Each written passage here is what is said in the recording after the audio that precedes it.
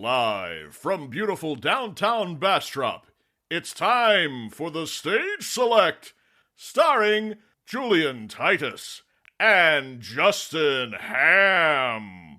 What could this possibly be? Seems a lot like a podcast. Wonder what specifically. Talking about video games. With your hosts, you're in good hands. Not more of the same. Now we'll jump right in. So expect the unexpected and more. Now we'll get groovin'. There ain't always gonna walk through the door. They just might be some strategy. It's just having fun with a special guest. Time for Stage Select. And here are your hosts, Julian Titus and Justin Ham. Welcome, one and all, to the Stage Select. I'm Julian Titus. And I'm Justin Ham, and it's no longer October. It is no longer October. Yep. Get fucked, October. Hottest October on record, or at least in the last 50 years. That's fine. No, it's not, Justin. It's very not fine. I'm sure it's okay. Apparently it was snowing in Hawaii yesterday, though, so, everything's fine. And this is normal. This is all That's good. This is all perfectly normal. That's good. I mean, they could use some nice cold weather from time to time. You know? It's good. They have too many volcanoes there, and you gotta make them cold every now and then. Mm-hmm. That's how it works. That's go packing enough snow there. It'll cool them down, I'm sure. Yeah, it'll cool them down. Then they'll be like, oh man, we've been acting up all this time. Shouldn't have been doing that. And that's how volcanoes work. Yeah. Yeah. They're just they're too angry and just nobody tries to just pour cold water over the volcano. I don't know why they're not doing that. Yeah. Someone should get on that. They really should. We have stuff that puts fires out. Why aren't we doing that? Why aren't we doing that? Yeah. Why aren't we trying to stop hurricanes with nuclear weapons? Why aren't we doing that? See, now you're cooking. Yeah.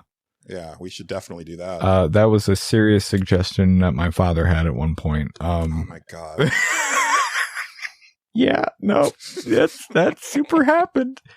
And I was like, and I just sat there flabbergasted at the time when he said it. And I was like, I'm pretty sure that won't work.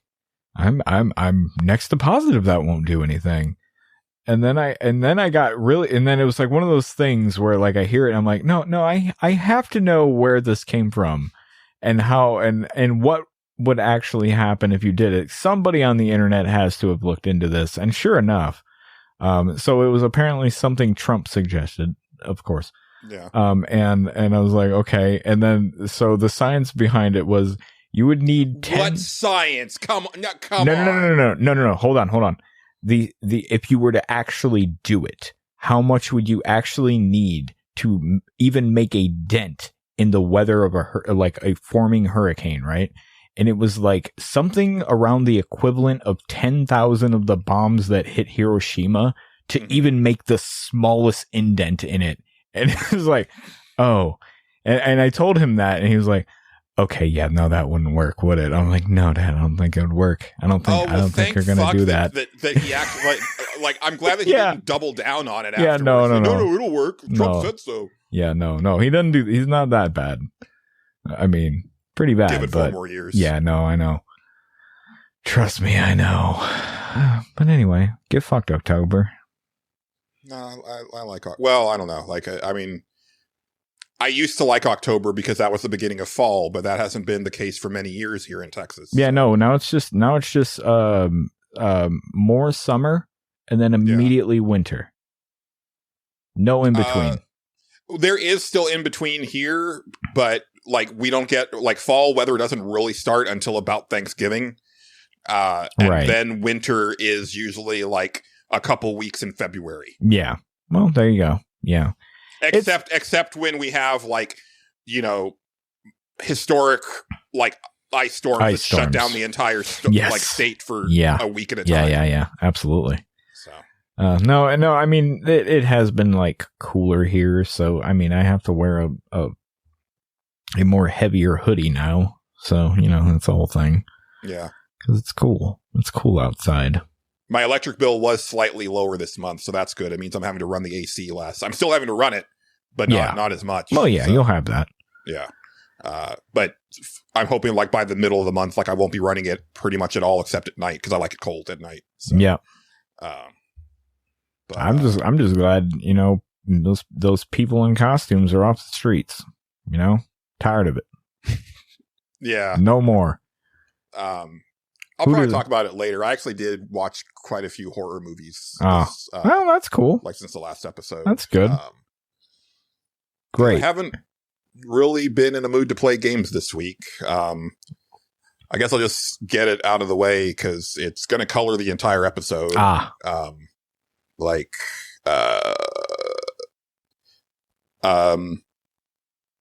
cat, Caprica, I had to put her down this week. Yep.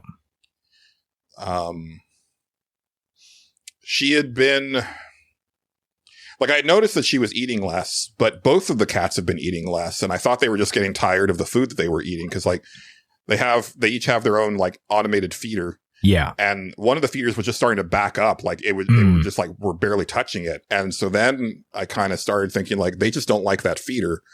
So last week I had actually like disconnected the second feeder and they were just eating out of the second one. And she was eating, but she had definitely started to lose weight. Yeah. But I was like, well, I just thought it's because she's getting old. And, but in the last week, like I all of a sudden, it was like very fast where all of a sudden it was like she just felt so small.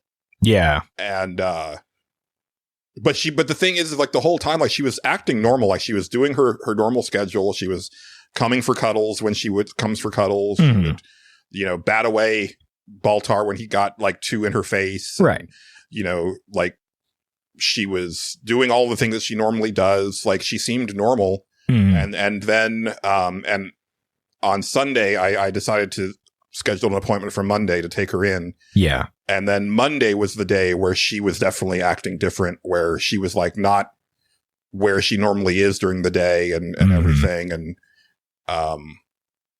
so I took her to her appointment and,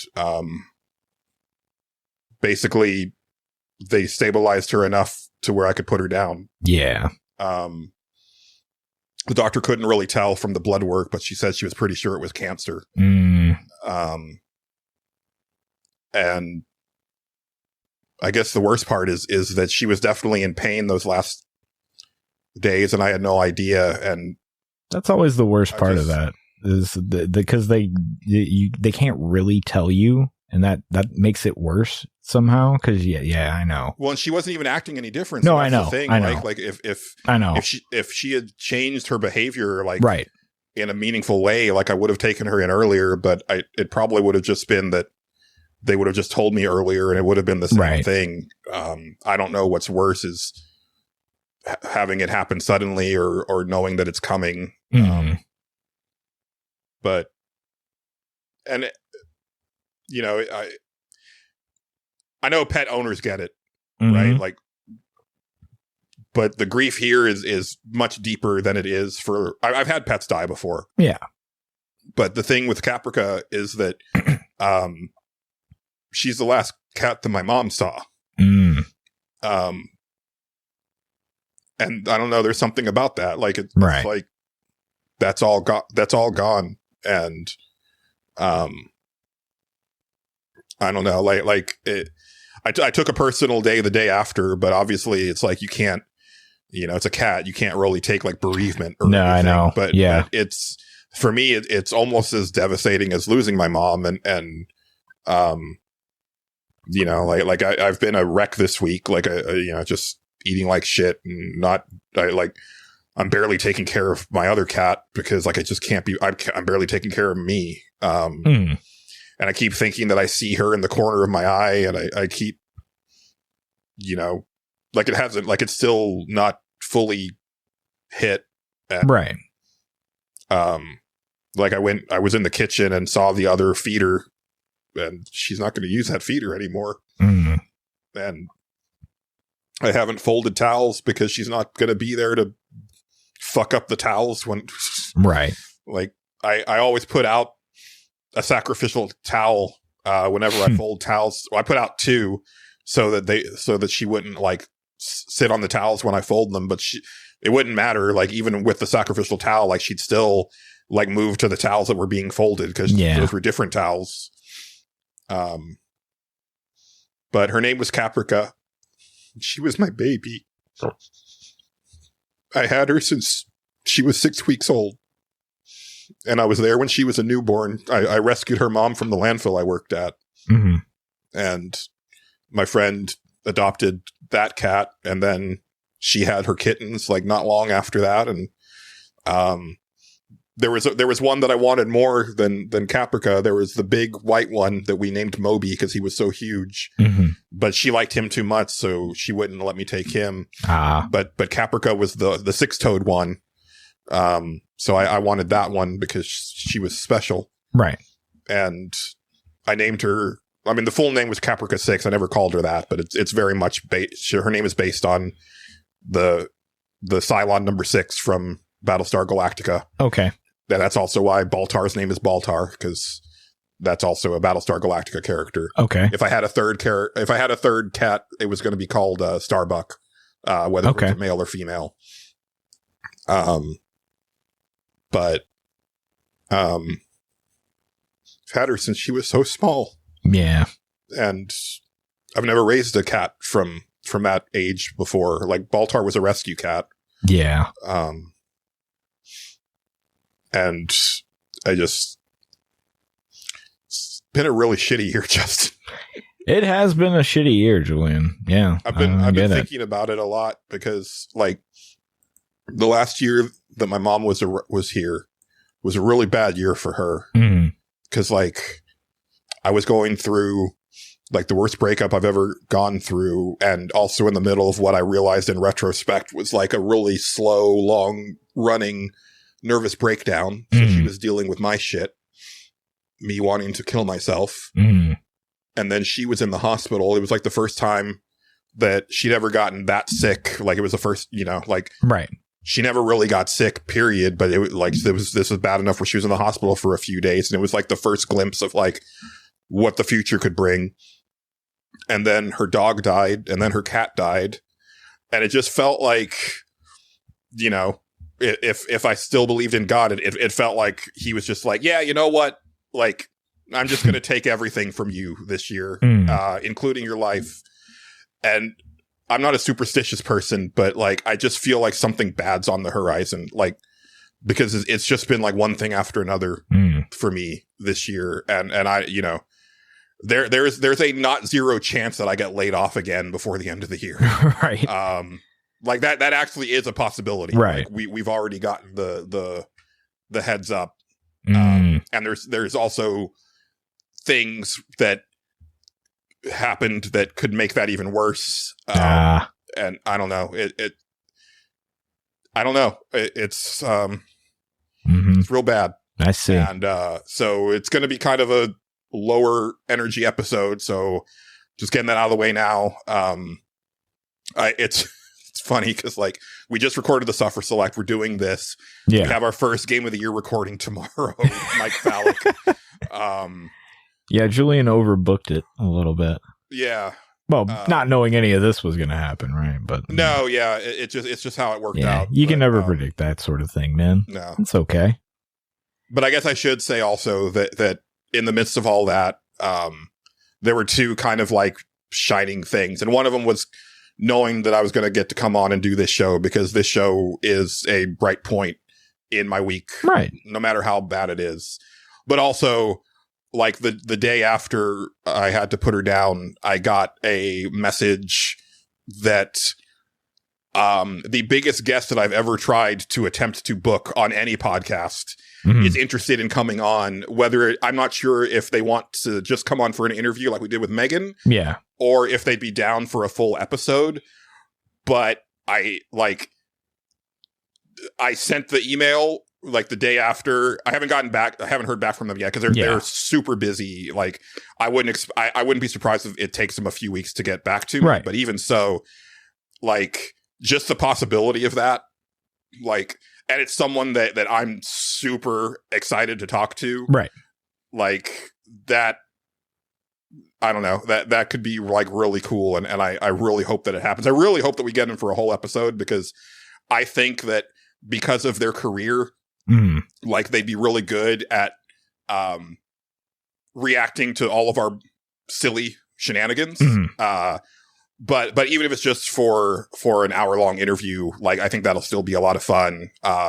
Like, yeah, you know, I think that they'll really enjoy your 5 questions, and I think that I think it's going to be a really good time. So I really hope that happens. Yeah. Unfortunately, when things happen in life, we must soldier on. Yeah. It's not easy to do. Trust me, I know. I have not wanted to this week. I know. I get it. Trust me, I know. Sometimes it takes more time than others.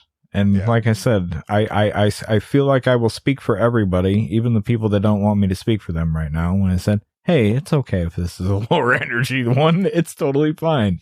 Yeah. It's all good. No worries. I do appreciate all the kind words in the Discord. I did see it, but I'm never good at saying things, so I just I was like, oh, that's a bummer. And these things. Yeah, what are you gonna do? You know, and it's different with pets, right? Oh like, yeah. I mean, even with people, right? Like, you know, with my mom, it's like, you know, people stop checking in like after the first couple of weeks, and it's like that's when it gets worse. Like, people always say that it gets better over time. My experience is it gets worse over time because you realize the lack. You know, like that could depends. You know, there's the numbness and the shock at first, and then the reality sets in, and then it's the day to day, and it doesn't take much for me to just like start weeping at the loss of my mom. And it's the same thing with Caprica this week. Like, so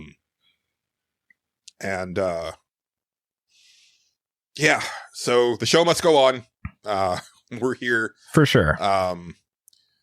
We played video games. Justin, why don't you kick it off? Sure, why not? I guess I'll do that. Do the impossible pivot. I was gonna say, entertain us. Great, Justin. Thanks. I appreciate it. I mean, hold on. Let's do something. Let's just hit one of these. All right, this is the last time we'll hit. Okay, it's not gonna be the last time I hit, but this episode, no more David Lee Roth. Okay, I thought that the David Lee Roth was specifically for the last episode. It was, but it's the only button I had on hand, Julian, so I had to do something, all right? You have so many buttons. What are you talking about? Okay, listen. Okay, so I have... okay, now we get to explain my setup. So I have 8 over here, but those are ones for specific time-related segments that come up, you know, when they come up, all right? Gotcha. That's where the Shasta McNasty button is. That's where the 311 button is. That's where a lot of other stuff is. Okay, so those buttons can't change. Then I have another 8 buttons over here. But in order to switch back and forth between them, I have to hit arrows and be prepared for them. So I only really have 8 more buttons. And right now it's only on David Lee Roth because I didn't change it to anything else. So it's all David Lee Roth. Yeah, it's just 6 David Lee Roth buttons. What more do I need? I should make 2 more to make it a full 8, really, but it's like the David S. Pumpkins SNL sketch. Why did you go so hard on David S. Pumpkins? Yeah. Why wouldn't you? Okay, but anyway, I did play video games. I played, let's see, what did I play? I played a game on stream that was a horror game. Get fucked, October. I played a game called While We Wait Here. It is a horror game where you run a diner, and your husband doesn't want you to go anywhere. The end. That's it. That's all that happens. Mm-hmm. Yeah. It's a cozy game, much like moving houses. Nothing weird. Nothing weird at all ever happens in it. It's not bad. It's not bad, that game. I actually like the diner aspect of it. Just running that was kind of fun. I kind of wish they would have had a little bit more of it, but I don't. At the same time, I feel like it could probably wear out its welcome pretty quickly as well. Yeah. So this is one that I saw. I want to say I probably saw this trailer at the Game Awards one year. And I was like, ooh, that looks really cool. And then never saw it ever again. And I wasn't sure when you mentioned it last week if this was the one. And then sure enough, it was. I ended up not watching it live. I was actually, I got to hang out with a friend of the show, John Gholson, for the first time in a while. But I ended up watching like the archive of it. And this is the game that I was thinking of. Yeah. I think the diner stuff, the way that it's organized, it's sucks. chaos. Oh yeah, no, it is. But here's the funny thing about that. As somebody whose family used to own a diner, that is kind of how shittily they are set up sometimes. So I get it. So it kind of had a nostalgic aspect for me in that way, where it's just like, yeah, everything's real inconvenient and in the back and shit, which played into the horror aspect of it in a pretty good way. Because so any like ingredients you had to get for the diner, you had to go into this like kind of like not great back room. Like it's a very like shitty diner restaurant back room. Yeah. And like you got like your cleaning supplies next to your like food. Oh yeah. It can't, there's no way it's passing a fucking health inspection. Right. Got an A. Yeah, I know it did. Yeah. I forgot about that. Yeah, it sure did. At some point, maybe in 1962 was the last time they inspected it, but it got an A. But so you have to keep going into the back room for this shit, and sometimes like you would go back there and just shit would be fucking weird. Like early on in the game, you walk into the back room, and there's just like a dude in a white suit, and you just start having some dialogue with him. You're like a white hazmat suit, just out of nowhere, and I was like, oh, okay. All right. Hi. How you doing there, guy? And then it kind of kicks into like the main premise of the story, which is it's neat. One thing I would definitely ding it on is I think and I dinged it on stream a lot. The dialogue in it is written by Europeans, and it's very, very obvious that it is written by Europeans because people from America don't talk this way. Which especially in like rural South, where this is definitely set. Yes, I'm just sitting there like, dude, no, you guys should have consulted a little bit more on this one. Maybe I don't know how to phrase it. This is always a language barrier thing, and I don't know if you'll ever be able to fully beat that, especially when people know multiple languages, because that's just how. Like when you're translating things from two different languages, like your brain gets mixed up. I remember, so I dated a girl whose primary language was Spanish. Like they knew Spanish better than they knew English.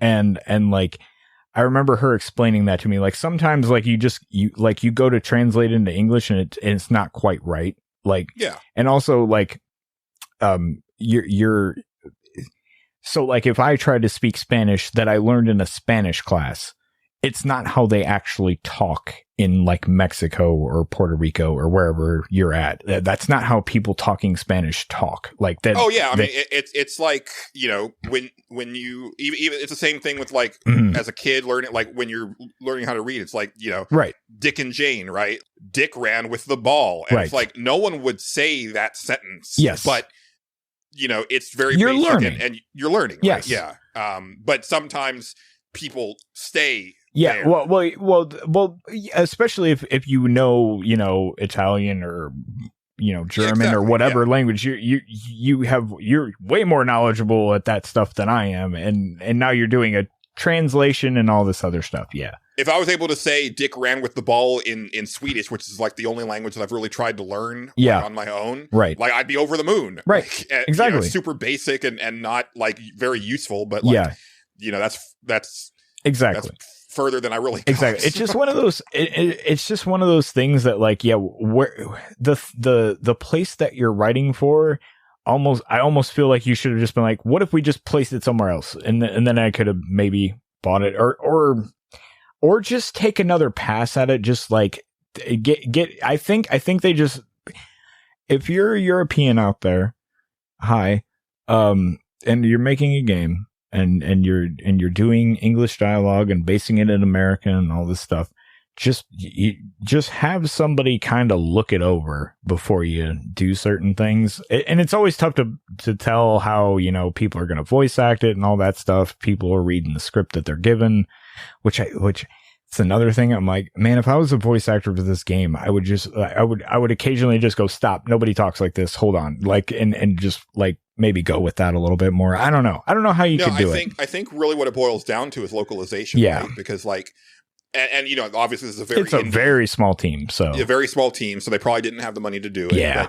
But you would want to try to go the extra mile if you can to get someone that can either maybe it's a thing where when you're directing the voice actor, maybe they weren't even directed. Maybe they just were given the lines. That's very true. Yeah. But I think if I was like, if English wasn't my first language and I was sending a script to English voice actors to read, I would say, hey, English isn't my first language. Right. So if you can, if you want to make this sound more natural, if you see some things that don't sound right, then say it how you would actually say this, or how you think this character would actually say this. Yeah, and maybe you definitely have, like you say, like do a couple takes as written. Yeah. And then do a few ad libs, right? And then, unless it's also like, I also don't know how voice actors are paid. Like it might be a by the line type thing, hard by to the say. word. Yeah. So they might have been trying to cut costs wherever they could. Yeah, I don't know. It was a thing where I like after because you played through the whole game, and I was like, I'm glad that I didn't end up paying for that. No, well, to be fair, it was only like $5. So I'm glad that I didn't end up paying for that. Yeah. Yeah. Like. It didn't really do anything for me. It's one of those horror games where you can tell that it's trying to do a Silent Hill type thing. Oh, it's definitely trying to do a Silent Hill type thing a lot of different times. Yeah. And it telegraphs it like way too hard. Yeah. It's a thing where, we've been talking a lot lately about like art direction versus graphics and stuff like that. This is definitely a case where I think the graphics aren't good enough to tell the story that they are wanting to tell. Like they're trying to really like put some emotion in there, but like the character model, like the graphics are kind of like PlayStation 1.5. Yes. Yeah. That's about right.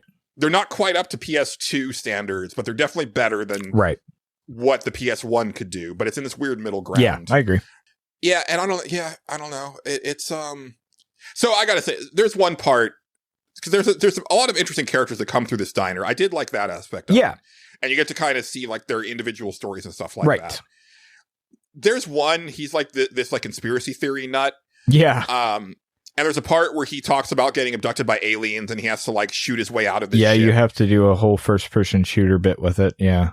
And I'm like, okay, so he committed a mass shooting somewhere, right? but they never show you that. And I'm like, but that's what this is supposed to imply, right? Like he gunned down a bunch of people somewhere. Here's the thing. I don't think that's what they're trying to imply. Interesting. That's what I got from this. No, I don't. I think you read way too much into it. I think they were trying to imply that he was in some sort of fantasy world and that's what he thought he did. But none of that actually happened. But that's what I don't think he was actually. I don't think he was actually shooting anything or got abducted. But in his own dream world, that's what he totally shot his way out of this alien base and did all this stuff. Yeah. See, and for me, it's like you take it one step further, where there's a quick flash where like he's surrounded by dead corpses of people. That would have been interesting. That would have been cool. Yeah, but they didn't go there. But you know that, but he doesn't tell that to the people in the diner because it didn't. That's not what clicked in his head. Right. Like he legit thinks that he killed a bunch of aliens. At the same time, what they were going for with that guy is they were trying to basically make it like, no, this guy is delusional, essentially. Yeah. And you need to. Are you going to tell him he's delusional, or are you just going to play into his bullshit because he's a customer or whatever? So if you tell him he's delusional, you actually get his good ending, which is what I got. I got 2 of the good endings for characters and then 2 of the bad no endings. You just don't get an ending. Because there was like a hardcore disconnect for me on one of them. With the fucking 2 girls that, come in. They essentially commit a murder And then they're just like, but it's fine though, because I did it for her, right? And I'm like, no, no. And like the way apparently you're supposed to play that is like, no, you're supposed to tell them it was fine. Like, no, it's fucking not. They murdered that dude. Like, what the fuck are you talking about? And then I don't know. There was like a lot of stuff like that. It was an interesting game. I'm glad I played it on stream. I guess I don't think I'd ever play it again. It was fun seeing when you would get got, because I was like, really, Justin? Oh yeah, no, I'm very jumpy when it comes to that sort of stuff. I don't, especially in first person, like that shit gets, if it was in third person, stuff doesn't get me as bad, but like, yeah, in first person, yeah, it's not even fucking hard. Yeah. Yeah. But that's that game. It's a creepy diner game. Oh, the other interesting thing that I found out after the fact about it was apparently I could have played as the husband. Had I not been mean to the murder man, and sent my wife to the table, apparently I could have played as the husband, because then the wife gets murdered. Spoilers. Oh, that's a big difference. Yeah. I which I kind of was like, oh, that's kind of interesting, because I was looking through achievements. I was like, what do you mean play as the dude? Like, there's no like, you play as him in the beginning, but that's a whole different bit. But no, apparently, like you can, if I would have played that differently, I could have played as the guy instead.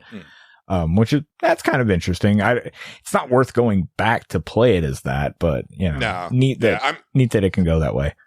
I'm still debating on if I want to go back and play through the extra mode of moving houses, because while I am curious to see like what more happens in it, like that packing gets very repetitive very quickly. And the thought of doing that plus more of it is not really like a huge can't wait to do that type thing. Yeah. It's that the diner stuff is like neat for a little bit. Sometimes I wish there was more of it, but at the same time I'm like, yeah, it gets kind of old a little bit.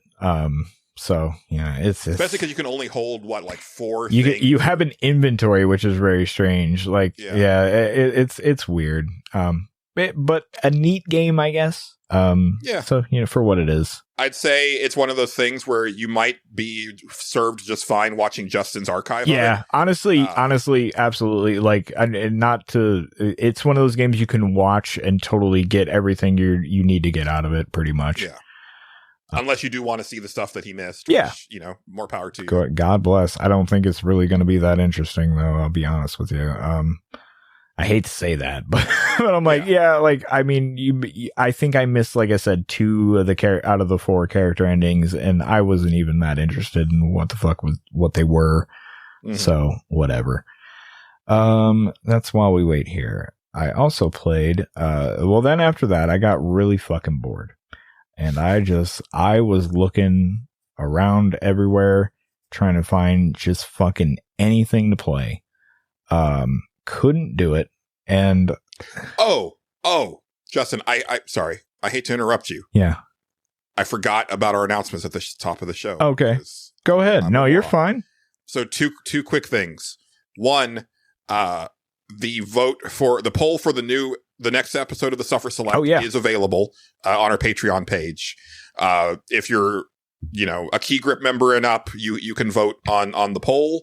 The next Suffer Select selections are between Ultima 9, which was nominated by Andrew Wilson, and Siberia, nominated by Dennis Robertson. Yeah. So go vote there. I think you have until 7:30 Central Time on the 15th of November to get your votes in.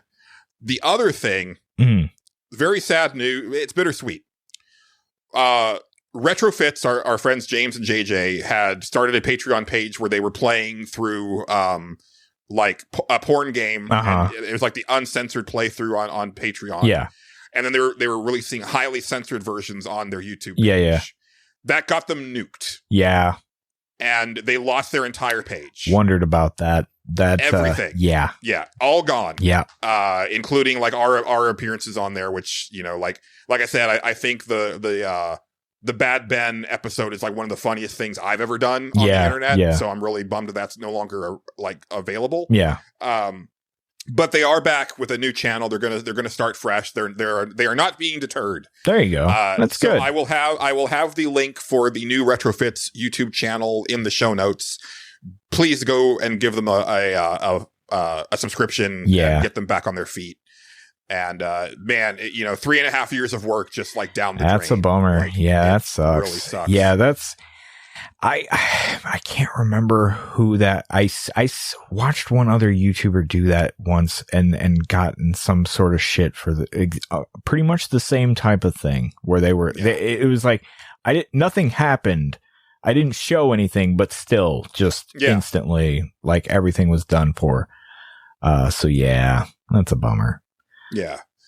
Which also reminds me that I do have like a porn game demo that I tried, which I'll talk about later. There you go. It was kind of fun. Well, there you go. But yeah, so that's the announcement stuff. Sorry, James and JJ, I meant to do it at the top of the show. Yeah. But, there we go. Well, so yes, you were bored. I was bored. Yeah, I was really bored, and I was looking around Steam sales, and it just so happened that NBA 2K25 was 50% off. And I was like, well, I guess I'm going to play fucking NBA 2K25 because I am that fucking bored. So I bought it. And Hold on. Yeah. Listen. When you're that bored, does it never occur to you to just like go into your Steam library and look at something that you might? It does. I go through like a lot of it already, and a lot of the time I'm just like, I don't feel like that right now. Like I'm just not. Okay. It's my video game selection when I'm in that state, and there's like nothing new that I want to play right at the moment. It is very mood related. It's just like, just not in the mood for this. Just not in the mood for this. Don't feel like playing this. Don't want to do this. Like I do. My Steam library is pretty vast at this point, and like sometimes I will end up booting stuff up that I'm like, maybe I'm in the mood for this, and I'll play it for like 15 minutes or something and be like, yeah, no, I'm not feeling this right now, and move on.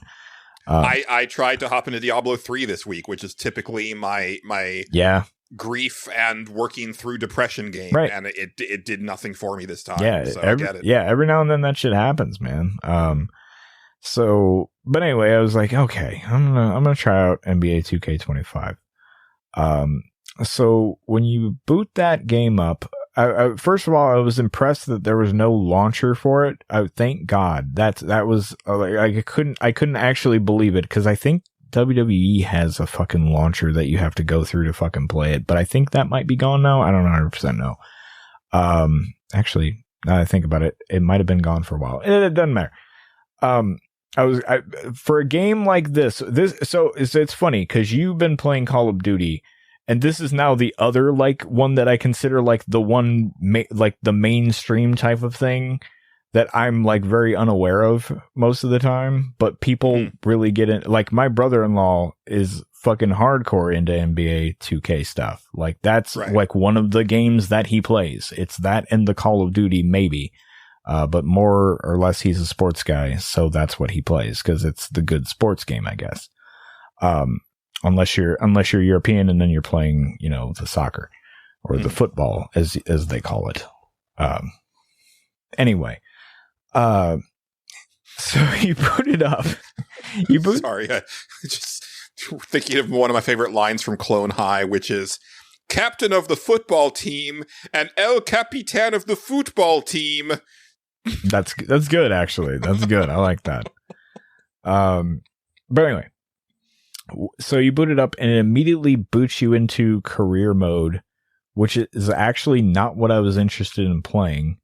Really? Strangely enough, I didn't want to play. So there's like it's funny enough.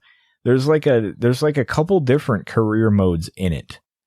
As weird as that sounds, there's like the main like NBA career mode, and then there's like there's like a whole other separate menu for the WNBA, which is like, so that's kind of where I wanted to go to because I was like, I don't know shit about the WNBA. This is going to be fucking interesting to me to learn what the fuck's going on over there. Yeah. So I'm and like it's a whole like separate menu that you go to. So I was like, okay, I'm interested in that career mode. I would just want to see what it is. And it's basically a career mode. You are playing your character and doing all that stuff. But anyway, they boot you into the like main career mode, and you have to quit out of it to go to the main menu, which is a choice.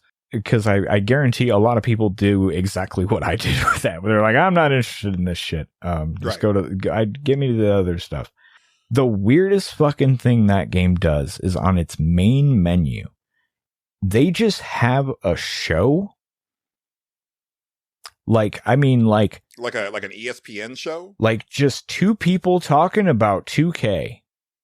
Just two live real people like you and I right now, just having a discussion about NBA 2K and what's going on in it. And one girl was dressed up as a skeleton and the other guy was dressed up as a pirate. And they were fucking TVing it up, bro. It was fucking weird. I was like, what is this? And then they're like, yeah, we have one of the NBA announcers here to talk about what he was doing in the game. And then we're going to talk about this other stuff. And I was like, what? You could just sit here and watch this? This is weird. It's so weird. And like, so is it like their YouTube stream, like from their YouTube page? I don't know. Just, putting the stream in? No idea. No clue. I can't even remember if it starts fresh every time. I kind of think it doesn't. I kind of feel like every time I was booting the game up, it was starting from where I left off, because every time I'd boot the game up, it would be like in the middle of the interview with the guy. I think he was like one of the play caller guys for the game, and they were asking him, I don't know what, but he was getting interviewed. But every time I'd boot it up, it would be just like the next part of that interview. I'm like, what is this is weird. That shit was bizarre to me. Other than that, so I played the WNBA one, which was pretty fun. I had a good time with it. I'm not gonna lie. I made a lady, and then I it starts you off, and you're in like a press conference. It just does constant press conferences, and they're all really like. I would love to know how they recorded the VO for this shit, because it's like, it's a fake press conference, but that it's kind of done super well. Like there's this weird back and forth that that they're having. Like it feels like they definitely got two people in the same room to do a fake fucking press conference and then recorded it. Like that's how. Hey, that's what I've been on about with the WWE game. Yeah, is my issue for. Pretty much since they put commentary into those games, my complaint has always been, why don't you just get them all in the booth and have them call some simulated matches and record that, and then you have them record some pickups of like specific phrases that you need for whatever modes. Right. But like that would feel so much more organic than just people are surprised by the clothesline. Right. Which is an actual bit from I think that's in the commentary from Michael Cole for Just Bring It. Right. PS2. Oh, I wouldn't doubt it. Yeah, those were. It's gotten like slightly better over the years, but not. It has, like, but it's still weird. It's still pretty stitched together, like noticeably stitched together. For sure, 100%. And I don't like the commentary in the actual games themselves is kind of like that for the most part. Like you hear the same lines about the same players every time they get the ball or do something. Like you hear that shit a lot. Like it's one of those things you just kind of learn to ignore.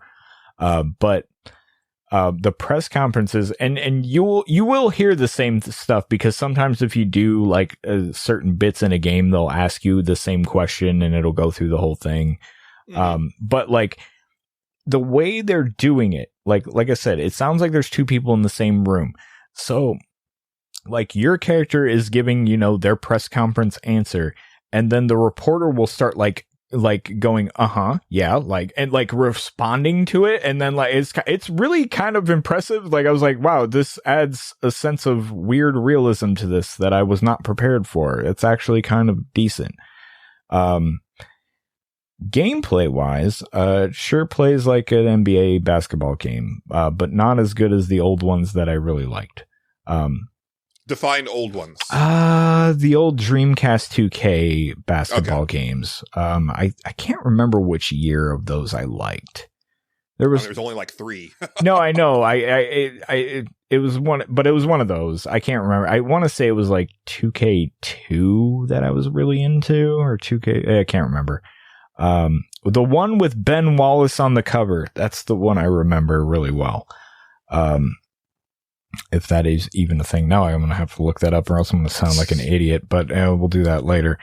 But like those games also, none of them have ever been perfect. The like sim basketball games always have like this weird sense of locomotion sometimes, where like your characters are always kind of like running a little further than you think they should, because they're running or whatever. It kind of, that part adds to it, but it's always like, the weird part is like when you run into a defender and then like you kind of start to curve a certain way depending on how they're leading you. This is really hard to explain, but like when you're in there, it kind of makes sense.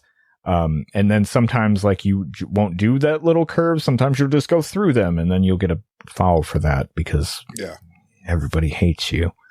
But yeah, other than, I mean, the Ghostbusters in particular, like if they see you go through another human being, they're going to be right there on you. Well, the human being is solid, Julian. Like they'll fall to the floor, and then you'll be penalized for that. So, see, I was envisioning a very different scenario. That would be, no, your vision is much more entertaining for sure. Yeah, that would be cool actually. But no, it's just basketball.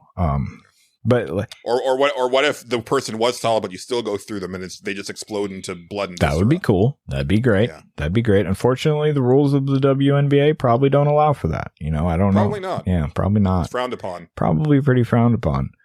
But yeah, like it's a basketball game. The shooting, like they have like a little shooting meter, and I kind of hate it. I can never quite get it. I don't understand what it wants from me. And then I learned, I was like, oh, I can change it. And then all the other ones were somehow worse. Like I couldn't understand. I could understand less about them. Like which was really strange.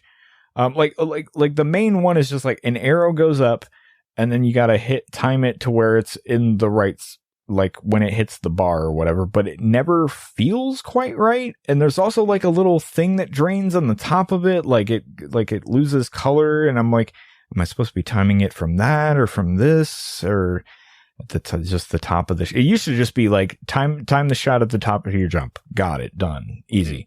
And I think it's still like that, but they added a visual element to, I don't know. It's every time I always feel like I'm fucking it up unless I don't. But I mean, then again, I broke the scoring record in the WNBA. So that's a whole thing. I don't know. It's fine. it's decisively fine. It was good for a few days of me being bored. I was like, no, I'm entertained by this. This is pretty all right. Graphics wise, it's, it looks pretty good. One of the interesting things about it that I didn't get to try was like their franchise mode. They actually do like different eras of it, which I think is a neat idea. Like, so you can play like, hey, do you want to go back to like the old 93 Chicago Bulls era and just play a franchise mode from there? You can do that. Like, I'm like, that's actually kind of cool. I wouldn't mind doing that. Stuff like that. It's got some neat ideas. It's got more shit than I like thought it did. And I was kind of like constantly like, oh, I wouldn't have expected this to have this. But you know what? Better than I thought it was. And cool. That's fine. It was entertaining for a few days. Yeah. So there you go. It did its job. It did its job. I don't like it's one of those things that now that it's on my computer, I'm like, yeah, I could play that for a little while. Why not? It's mindless entertainment, which is exactly what I wanted at that time. I love a good sim sports game for that exact reason. Yeah. Especially when I don't know any of the players. Like I mean, I'm saying the WNBA because I don't know any of the players from there. But I don't know any of the men's players either. So it's even, really, Yeah. I don't remember her name, but there is like this like she's like the first like superstar of the WNBA, and she's actually been making like some really big waves. Is it the rookie? Been, like, a lot of drama around her. I don't know if she's a rookie. There's been a lot of drama involved with her lately as well. But she's apparently like just phenomenal. Is it just a regular looking white girl? Yes. That's Caitlin Clark. Yep, there you That's go. your rival in the career mode because you're a rookie too, and you both got drafted together, and you. So if you play against her, like you have a whole press conference about playing against them and stuff like that. Like it they mentions knew what they were doing then. Yeah, like they got the right person to have as a focal point. Yes, yeah. For the career mode, there's other players and shit like that too. They get, it's funny. I recognized one of the people on the team that I was playing as. Their name is Diana Taurasi, because when I was watching sports back in like 2004, like they were a big deal. Like going to they were a big deal in like women's college basketball because they were like extremely good. And they're like 42 and still playing, and I'm like, hey. Kick ass. That's the like I know who you are because you were around then. I was honestly like, how old are they? Like they were playing when I was watching sports. Like, and I was like, oh, I'm actually pretty old, aren't I? What are you gonna do? Anyway, that's NBA 2K25. If you like that game or want to try that game, don't act like you don't.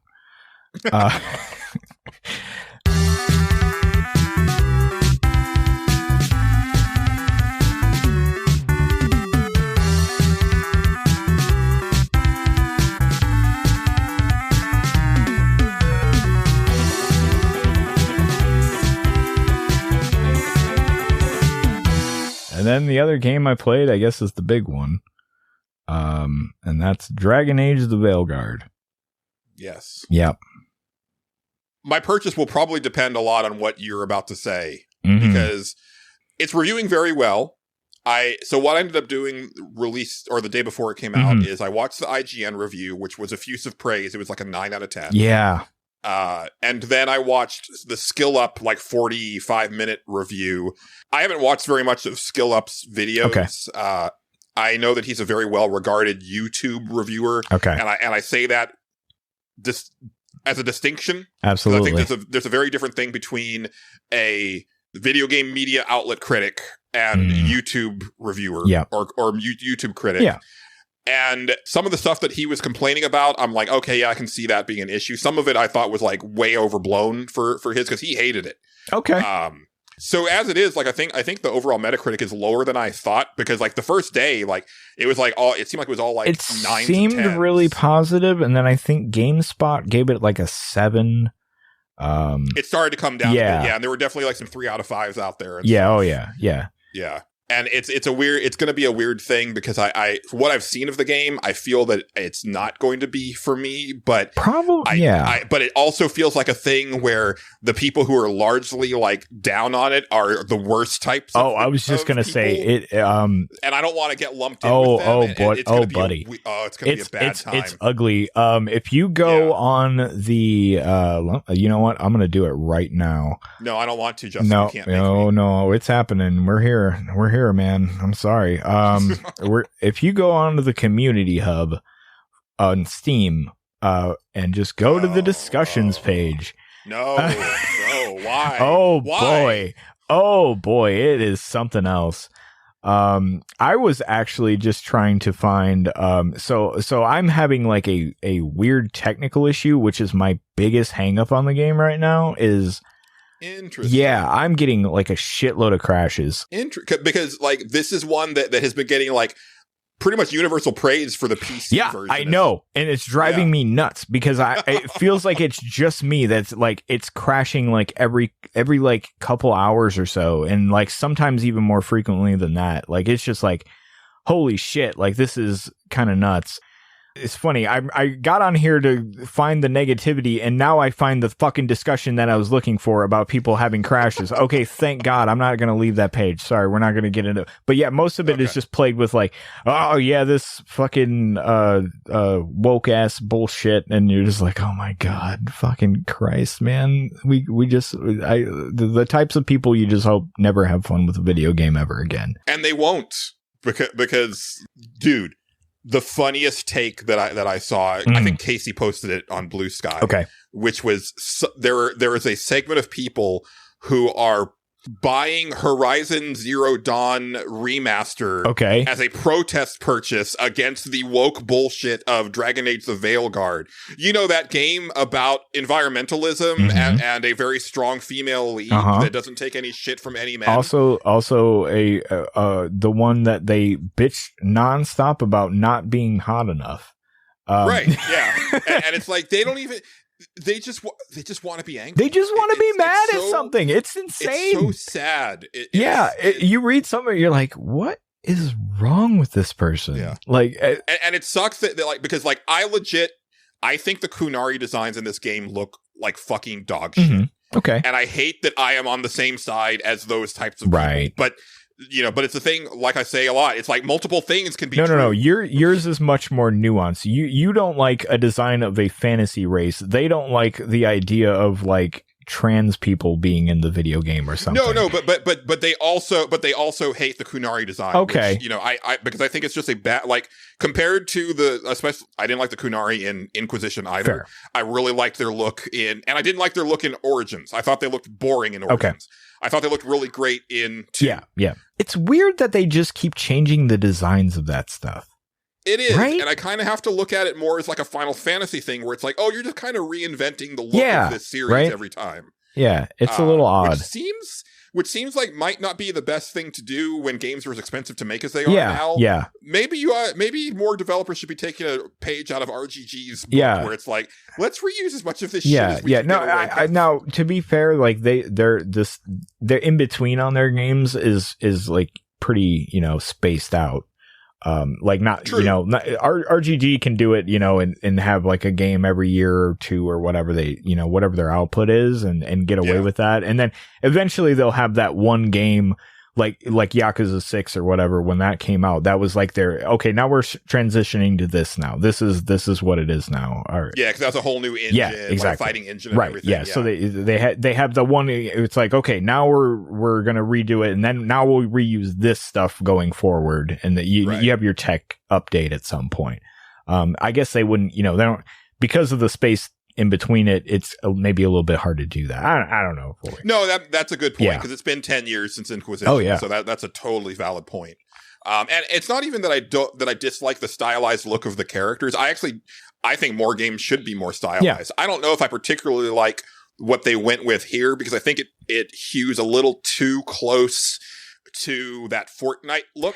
Yes. It's a little like almost Pixar-y. So something a little weird about it. Part of that is just like, there's a lot of artists that like they came up emulating that style, and that's what they like it's just a thing. It's gonna take some time to transition away from that being the prevailing look of here's the thing though. A lot of that style, like even like that attitude kind of like Disney Pixar kind of stuff kind of permeates through this thing. Which is not even sometimes, it's just not for the better of it, in my opinion. The skill up review mentioned that like the main character talks to party members like their children a lot, and I was only listening to him while I was working, but hearing the dialogue, I was like, oh yeah, that is not how adults should talk to each other. I didn't gather that. To me, you might not be there yet. Yeah, I haven't. Maybe I have. I'm not super far in. Like, I think I'm going on my way to meet like maybe 2 more party members or something like that from the gist of where I'm at. But like the back and forth of it reminds me of like one of the Star Wars sequels, where it's just like kind of like or like kind of like your big Marvel movies kind of thing, where it's just kind of like, yeah, we got to make some jokes here and then do our thing here and doing this. Yeah. A lot of the dialogue choices are that, like, there's like a gesture option most of the time to be a snarky character if you want to be that. And the funny thing is that when I'm role playing characters, I have always liked to be a snarky character. Yeah. It comes from me enjoying the lovable rogue archetype. For sure. But now it's like, but everybody is the lovable rogue, right? Like, as much as I love the D&D movie that came out like a year ago or whatever, it's like, But everybody is the lovable and rogue. even and a lot of times I think the problem is if that was an option for you to select all the time, that'd be one thing. But a lot of the times, like, you're just that character even if you don't pick that option, because like I started picking like the goody two shoes options. I was like, there's still this character. Okay, all right, fine. That's whatever.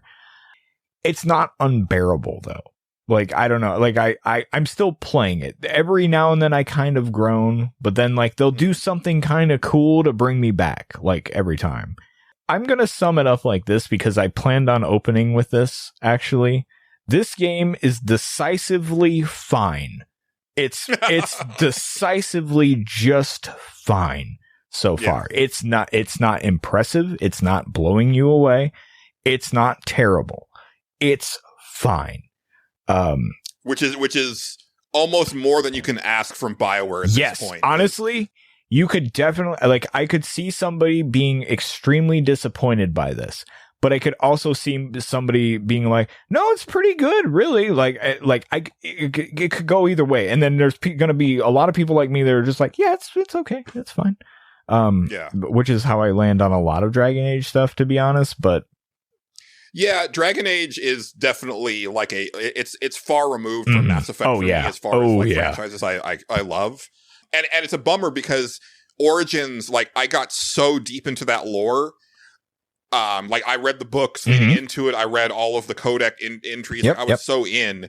And then I really enjoyed Dragon Age 2 despite its flaws because I liked the story that it was telling and I loved the characters. I always meant to play that one. I really have. Like, I think it's a very. I own it on. Game. I think multiple things now because it kept like. I think it was a free game at one point on Xbox, and I had it, and I was like, okay, why not?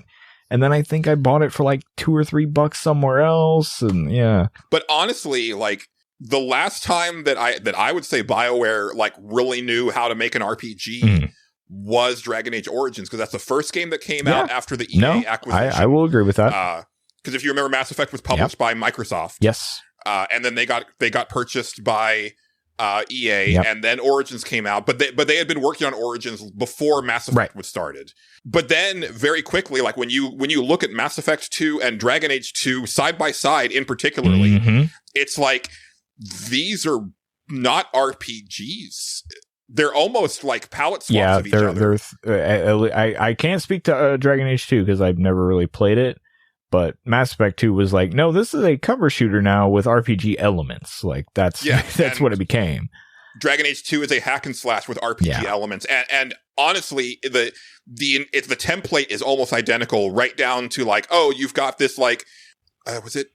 Oh, that was Mass Effect 3 where you get the dog. But in Dragon Age 2, you have a dog that's not part of the party. It's just like at your camp. Okay.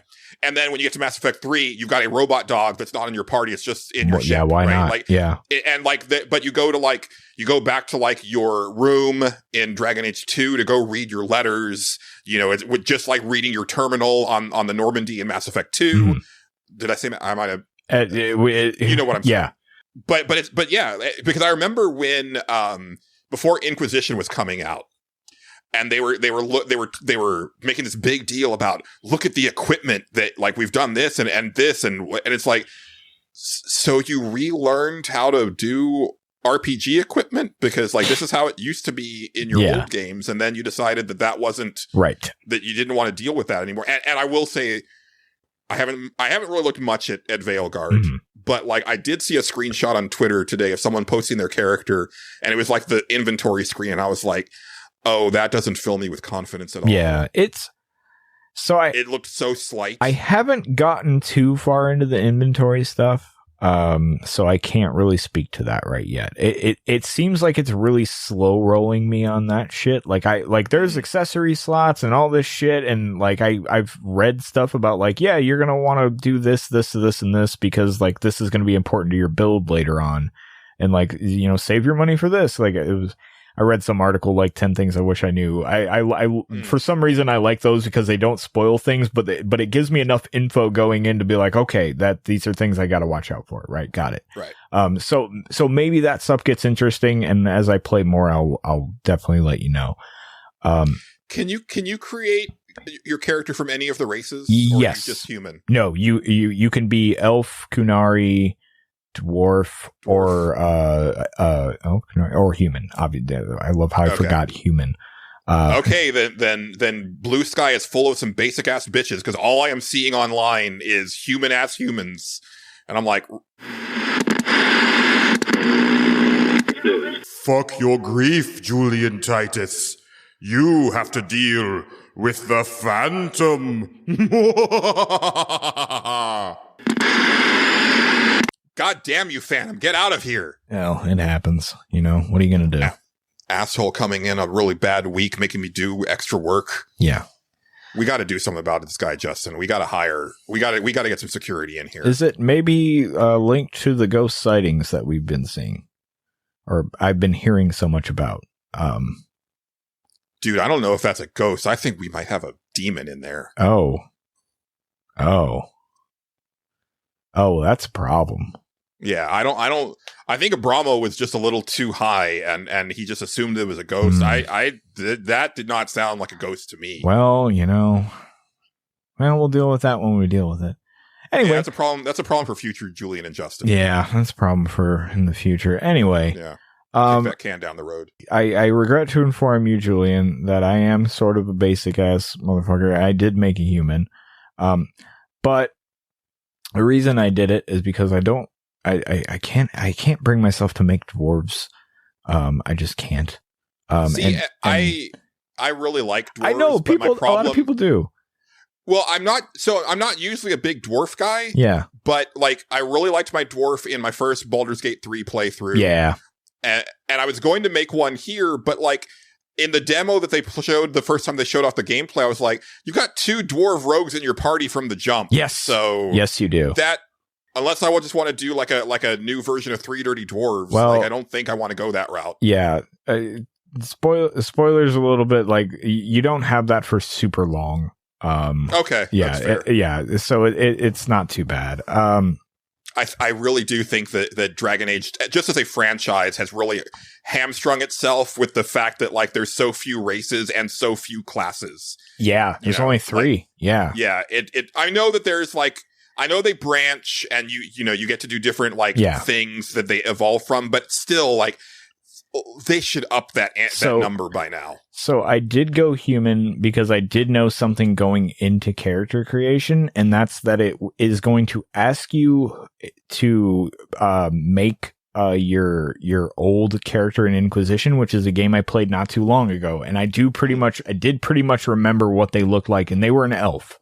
So that was the whole thing. So I wanted to make sure like I didn't pick that again. I mean, I could have; it would have been fine, but. That makes sense. Yeah, so I wanted to go with something different, and I didn't want to be a Canary, and I didn't want to be a dwarf. So yeah. Yo, the hair physics in this game is kind of incredible. Very good, and I'm gonna tell you right now, it might be like my favorite character editor of the year, like straight up. Like if we had an award for that, I think this would win. Mm-hmm. It's very good. I like how they've. It does something that I kind of find interesting, where it'll let you pick like 3 preset faces, and then you can kind of use that as almost like to parent like a face, and then you can adjust it from there. Like it'll give you like kind of like your base shape from like combining like in a triangle type thing these 3 faces, and then you can you can pick and choose, like sometimes like just picking a different one of those will make it look completely different. And that's kind of fun. Like you're just like, oh, wow, that actually looks really good. The amount of time I've spent, like I played 10 hours of the game, Julian. I guarantee about 4 of them have been in fucking character creation. Cause I'll just sit there and mess with it. Like I'll go on like a mission and then I'll get done. I'm like, I'm not really super hot on the way this little tiny fucking thing looks. So let me go see if I can tweak this and this. And then I'll just sit there. Oh, you can change your character after the fact. Yes. Oh, very cool. And that's another thing I really like is like they give you that almost right immediately. Like nice. You're done with the intro mission. It's like, hey, do you want to change the way you look right now? And it's like, oh yeah, actually, because I was kind of worried about this. So yeah, let's do that.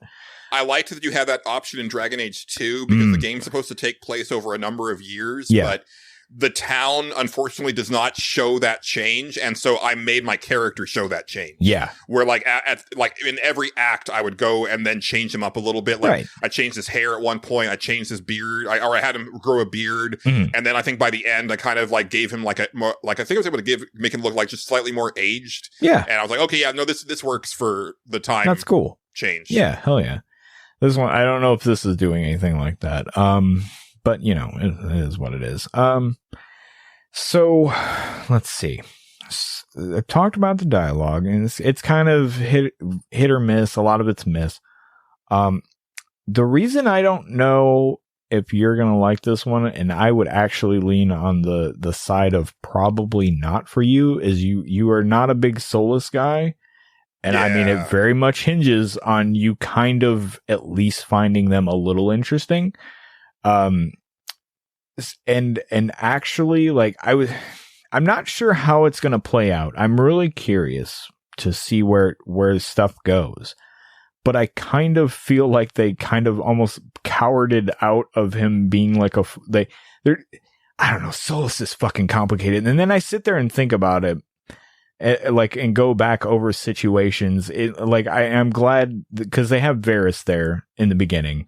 And Varys kind of will recall things about the character that even I like. Sometimes I'm like, oh right, that is super a thing about that guy, and it's not like stuff about like him being like the main bad guy. It's stuff about him being like just a dude, like just his like temperament. Like it's like, yeah, no, he's like super. He's like fucking goes to the most crazy extremes, but then is really sentimental about this weird shit. And then you're like, oh, yeah, that was totally what he'd want to like burn a whole village, but then fucking be really upset about this weird ghost lady in a fucking another realm or some shit. It was all over the place, which, right.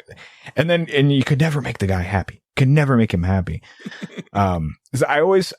I really do find Solus like a fascinating character. Not from a design standpoint. Absolutely, he's kind of a boring design looks wise, but like just complexity wise. And I'm kind of there's a point where I'm kind of worried about where they're going with it that I don't really want to spoil. I guess the main thing is like, okay, Solus was trying to seal this thing up. But you didn't know that because all these demons were coming back, and now all the demons or all the old elven gods are back. That's what he was trying to just seal them up in there. But then he is also the god of lies, so you don't actually fucking know if he's telling the truth, and he is kind of a dick. So you're kind of like going back and forth because he's telling you like, this is what you need to do to stop this, and he's like, it's like, oh yeah, also you're a liar. So it's the whole thing. It's kind of a cool, complicated thing. I don't know. Yeah. I'm really curious to see where it goes. Yeah, it's not bad. The combat's fine. Again, decisively, this game, fine. Yeah. I'm not like over the moon about it.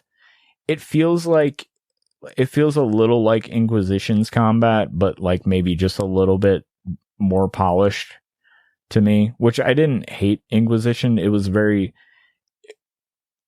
I'm in a video game mood right now where I'm just really into just mindless shit that I don't have to think about, and that's kind of what this combat is. Where I'm just like, yeah, I just don't really got to think about it. It's totally fine. And that's like a big red flag for me because like I know I'm a broken record, but I always go back to that Mass Effect 1 combat where it's like I am constantly thinking about what to do next because I am. That game is almost a turn-based RPG for me, the way that I pause it. Yeah. And, I know that, like, this has got global cooldowns. I know that, like, your party members are you still have all that. Yeah, but they're not even, like, really, like, present in the sense that, like, they can't actually, like, be downed or anything. Like, they don't have health. Yeah, no, they don't. As far as I could tell. Yeah. Yeah, and I didn't like the healing mechanic in Inquisition, and it seems like they've kind of doubled down on that, where it's like you just have like kind of like a set number of times that you can heal. Yeah, it's almost Dark Souls-y. Like where you have a certain number of potions that you can have, and that's what you have, and you can use that. But one of your party members does have like a heal spell that you can use that will and they only use it on you. I didn't even notice that they weren't taking damage until you just said that. And I'm like, oh yeah, he's super right. I haven't seen any of them fucking take any damage. And now that I think about it, every time I use the heal spell, it only hits me. I thought that was weird. I was like, why is she targeting me with this? Like, wouldn't she? Okay, whatever. Fuck it. Yeah. And that's the thing is that I like party-based RPGs because I like managing that party, right? And I don't like that control taken away. It's an action RPG. It is not. And I'm fine with that. Emphasis on the action, though. Like, yeah, and I'm fine with that. But like, you know, like either give me like some cool like gambit type things that I can program my party members with, or, you know, make it to where like, yeah, like they can go down and I have to like expend an item. I have to use a resource, whether that be, you know, a consumable item or MP to bring them back, or the time that it takes to pick them up. You know, like all of those things can kind of add like tension to a battle that makes it interesting. They were in this one. It seems much more focused on like the battles are very like kind of hectic feeling. Like there's a lot of shit going on sometimes. And so I'm guessing like they didn't want you to have to worry about like managing like people going down around you and shit like that. I kind of get it.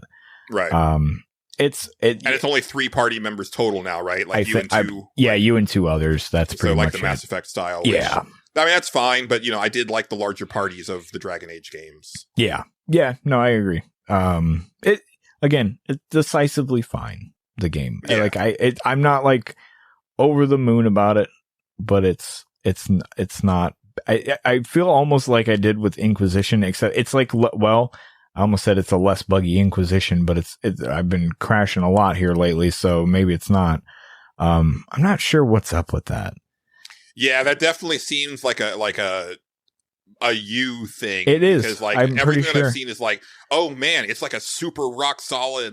Stable game when it runs on all platforms. When it runs, you know, full 60, no problems, no stuttering. It runs smooth as shit. But then all of a sudden, it'll just like get to a point and just like burn and just crash. And I'm like, oh, okay, cool, great, awesome, fucking great. The only thing I will say is like it's auto saving enough to where like every time I've crashed, I'm like right where I was. So it's never been a big deal.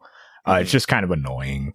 Yeah. I'm still trying to figure out what's causing it. It might be it's probably something on my end, but I have to fucking track that shit down.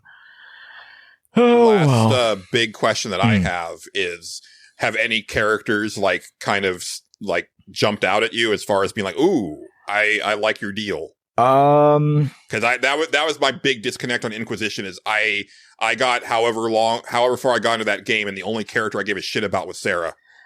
So I cannot remember the names. I think it's Nev, the mage girl that you get her pretty quick. She's like you start off with the 2 characters you mentioned, and then you get this girl like almost immediately after it in the intro. And she's pretty cool. She is a mage detective lady who smokes a pipe, and that's cool to me. But like as for what her deal is, I don't know. She just has a cool vibe right now. I mean, but that's that goes. Yeah, but it's funny. Like one of the I know you didn't play much Inquisition. You obviously know what's his name. I mean, I played a good amount of it. I just didn't, you know, I didn't like the human warden. I didn't like Iron Bull. I didn't like, Cassandra was fine. Yeah. Varric, I was like, you know, I really love Varric, but like he's not the character from 2 that I wanted to come back. Varric got really good in the end of that game. Like it takes hours before Varric actually gets to be good again. Yeah. Do you remember Scout Harding? Is he the kind of mustache It's a she, guy? So no, you don't remember her. Okay, no, I didn't. That is the other rogue in your party. That's the other dwarf rogue. The girl her name is Scout Harding, or was. Now she's just Harding. I think that's just her name is Harding. Maybe I did. I just don't remember. You probably just don't remember her because she wasn't that memorable of a character. and now that's she's a probably what it party was. member. Oh, okay. Okay, Yes. that's the thing. Does yeah, that, that's the distinction. yes, Okay. yes. So, that's what 'cause I'm saying. I think there was like some guy with a mustache that was he was kind of an interesting character. He was cool. That was I forget his name. I think it's Dorian. I want to say Mhm. he was great. He was a highlight of that game. Yeah, because I think I was like 20 something hours in when I got to him, and I was like, finally some good fucking food. Yes. He was great. That's the thing about Inquisition. Like, so much of it's kind of blah, and then all of a sudden you'll get to some part, you're like, okay, here we go. This guy is great. So far I haven't had any like character moments like that. There's one other character that I've met that I've kind of been like, I admittedly kind of think they're maybe slightly annoying to some degree. But they might get good. I don't know. Yeah. And yeah, that's kind of where I'm at with the characters so far. I find the vibe of the one girl's cool. Like, I'm already hitting on her because we're just doing that. That's what's happening. If we're going for romance, that's what we're doing. Scout Harding, I didn't find that fascinating of a character. They were kind of like a nothing character in Inquisition. I think they had like a few moments here and there, but it was never anything. I don't even remember what the fuck their deal was. That's how unmemorable they were. And now they're a party member, so that's great. Yeah. Maybe they get better as we go here, but everything I've done has pissed them off so far, so there's also that. God, I hate how much backlash there was to 2 because it means that I'm probably never going to get to have Meryl and Fenris in my party again, and they're like 2 of my favorites. Yeah, probably not.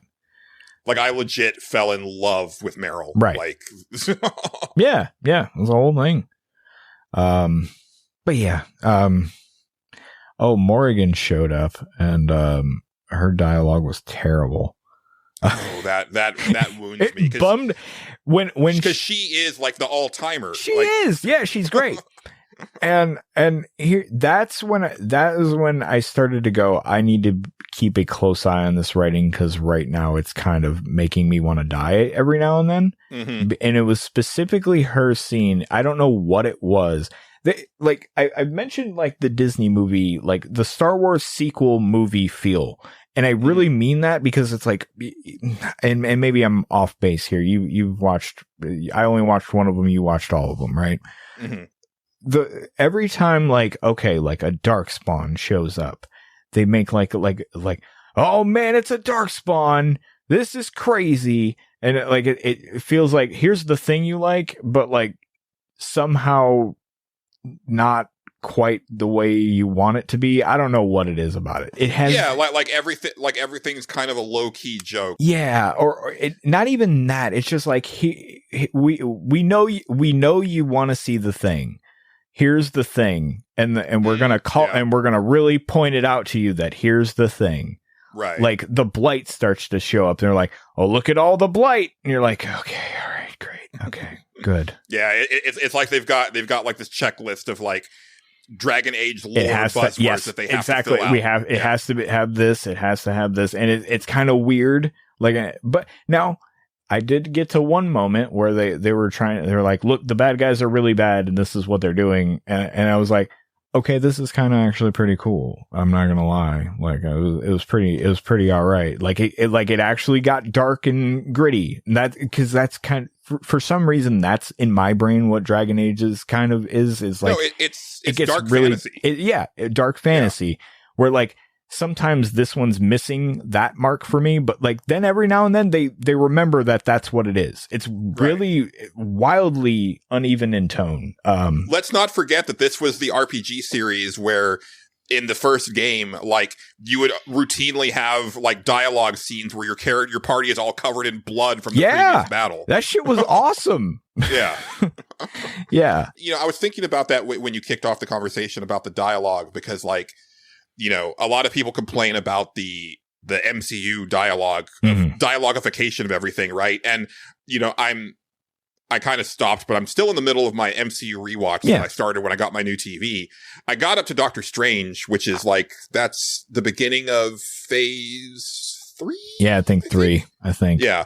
I think recent stuff has colored people's perception of the previous stuff, because like a lot of people will blame Joss Whedon for this. Yeah.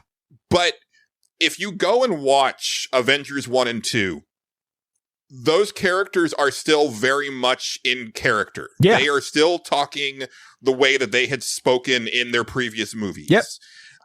There is more jokey stuff that happens kind of like on the sidelines with like supporting characters and stuff like that. Mm-hmm. Also, he does let the main characters have like some moments of levity. Right. But all readable within those characters. Right. It's really not until you get to the first Guardians of the Galaxy and that movie blowing up that the shift starts to happen. Right. And even then, it's still kind of contained to those first two Guardians movies. And then I would say Ant-Man has some of it, but that makes sense for Ant-Man. Like, as that character, it makes sense for that character to be kind of jokey.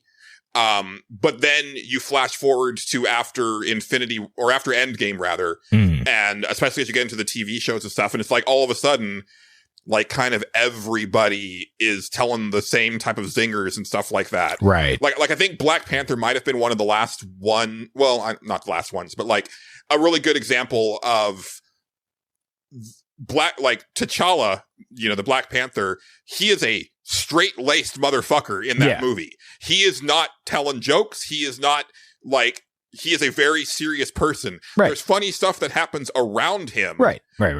Sometimes there's funny stuff that happens to him, but he is still like the straight man, right? Like, you know, like a really good scene is when he's testing out his suit with Shuri, and it knocks him back across the room, and she's filming him, and he's like, delete that.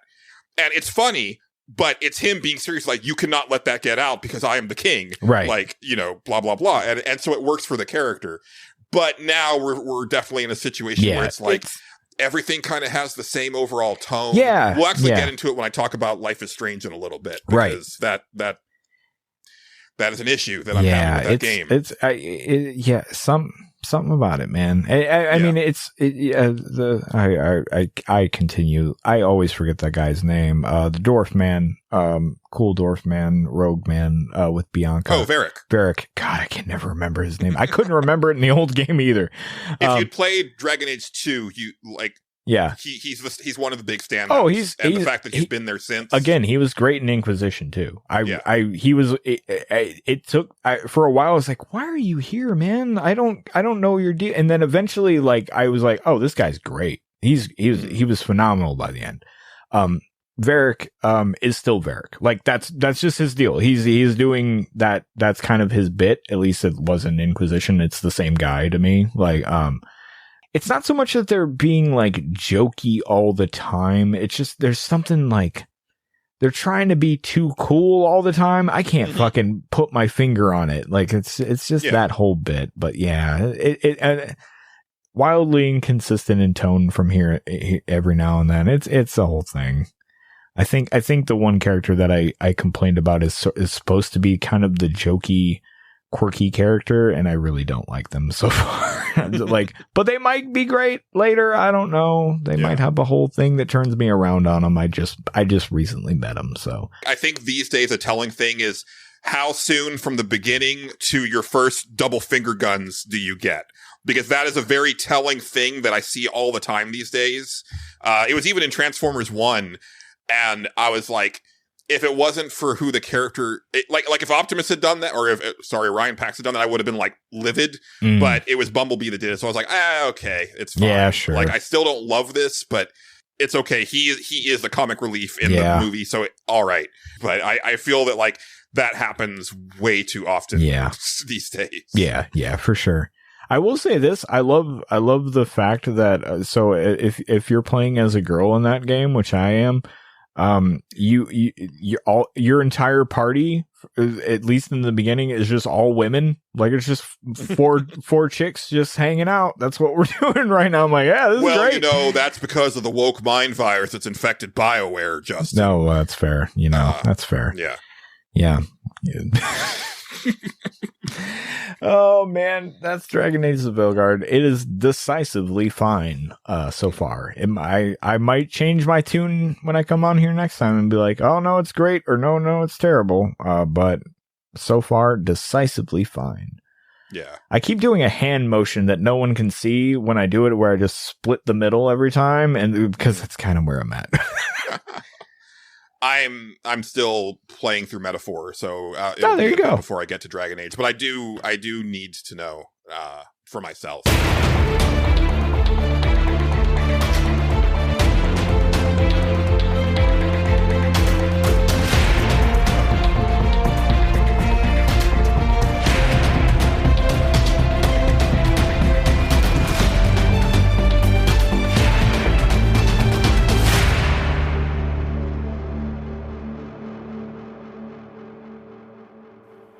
The Stage Select is made possible through the support and funding of viewers like you. Here are our wonderful patrons.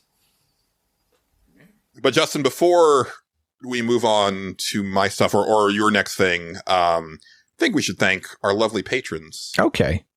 We can do that. We appreciate all of our lovely patrons, and it is the first episode of the month, which means that it is time to thank all of our lovely patrons. Beginning with the executive producers tier, we have Addy XD. We have Big Baker. We have Bookie. We have Casey Curran. We have David Portnoff. We have Dennis Robertson. We have Eric Peacock. We have Xrian. We have Game Johnson. We have Joel Thoman. We have Matt Jorgensen. We have Philip P.K. Becker. We have Raymond Crum. We have Stephen Lobo. And we have Xavier Krager. And in the associate producers tier, we have Andrew Wilson. We have friend of the show, John Gholson. And in the key grips tier, how am I getting? I'm getting all this introduction to tiers talk today. We have 60 Does Stuff. We have Weston from Big Nerd Gaming. And in the free members, what is this? We have Daft Man. And we have Restuff. Thank you, everybody. Thank you, everybody. I have to say, I've been, like, it's very telling, like it's very interesting having access to data. I've said that multiple times because we never had access to data on NWP. Yeah. And sometimes I get really bummed at like the overall like numbers like every week for the episodes. Yeah. But I gotta say that like our patrons like make up about 30 to 50% of like the overall like listeners every week, which is a pretty high percentage of people that think that what we do is good enough to pay for. So that makes me feel really good, and I really appreciate you guys. Absolutely. For supporting the show. And there will definitely be additional stuff coming out during our little hiatus when we end the season, but also we'll have more stuff. We probably need to start brainstorming some new things besides Suffer Select. But Suffer Select continues to be very fun. I really enjoyed the episode that is going up, or that just went up, actually. It was a lot of fun. I agree. Was that was it for you, Justin? Yeah, that's Dragon Age of Veilguard, decisively fine. Yep, right down the middle. Do the hand motion. Your turn. Yeah. All right. Call of Duty Black Ops 6 is actually fucking incredible. Really? That good, huh? It's gonna be coming up when we do our Game of the Year stuff, because I might be fighting to get that kind of high up on the list. All right. It's incredible, dude. Okay. I was shocked. It does a lot of stuff that series has been needing for a long time. Okay. Like even, like I said, I haven't played many of these, but I do pay attention to coverage of them when some of them warrant enough people, enough discussion. I mean, Jeff Gerstmann always talks about them every year. Yeah. But the variety of missions and like the freedom in said missions is what this franchise has been needing for the single player campaigns. Okay. I mentioned last week that like, it's not really as strict about like, oh, you took one toe out of line and now you got to restart this checkpoint or whatever. To the point that there is a mission that takes place in Iraq. This takes place around Desert Storm, where it is, we need your help to take down these 3 Scud launchers. Go do it. Okay. and figure out, how you want to do it. But also there's a bunch of other things that you can do in this pretty large map. Yeah.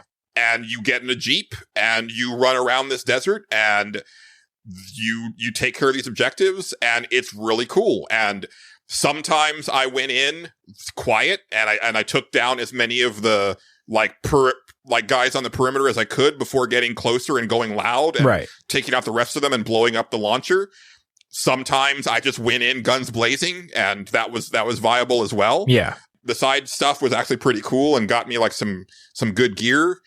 The gear stuff is interesting. It's missing a certain layer. And I think especially with the whole safe house aspect of you upgrading the safe house, I wish that instead of just picking up now this cache had some more grenades that I could replenish and I got a different gun that I could pick up. It'd be cool if you could also get blueprints or schematics that you were then taking back to your base for later to research new upgrades and stuff like that. Something a little more tangible, because sometimes I would go do the side thing and it's oh, I didn't need any of that. Yeah. So, that kind of just seemed like a little waste of my time. Right. It's fine. When you're at your base, there's dialogue trees. Well, not really trees, but there's dialogue that you can have with your team. Yeah. That kind of let you get to know those characters better, get more into the story. The stealth is really good. Oh, and nice. The gun, this should go without saying, but the gunplay feels excellent, right? Yeah. And I think a big part of that also is the sound design in this game. Oh, yeah, that's always been good for those. Yeah. Always such a satisfying, every time that you take out a silenced headshot. It's a weird thing where it's you can feel when you've made impact, even though you're firing a bullet. Yeah. But somehow they do a better job of having you get tangible feedback to that than Bethesda does in Skyrim when you're using a melee weapon, right? That feels like you're swinging it at air, but somehow when you're sniping someone from 50 feet away, you still feel like you've connected with that bullet. Right. And I don't know how to explain how they pulled that off, but it feels great. Right. That's good. The story is actually pretty good. There's a mission midway through that is definitely going to be coming up for one of our categories. So I'm not going to get into it here. It's both my favorite mission in the game and my least favorite mission in the game. Okay. My favorite because all of a sudden the game turns into BioShock meets Prey meets Control. Okay. It is a very different tone, and it is very cool the way it's laid out. And it's another one of those bigger, tackle this as you will type of missions. But it's also got this weird exposition dump, and it's told in a really clunky way. Yeah. That also doesn't end up really tying in at the end unless they're trying to set up something for their next Black Ops game. I'm not sure. Hard to say. No idea what's going on in Call of Duty as a whole. Same.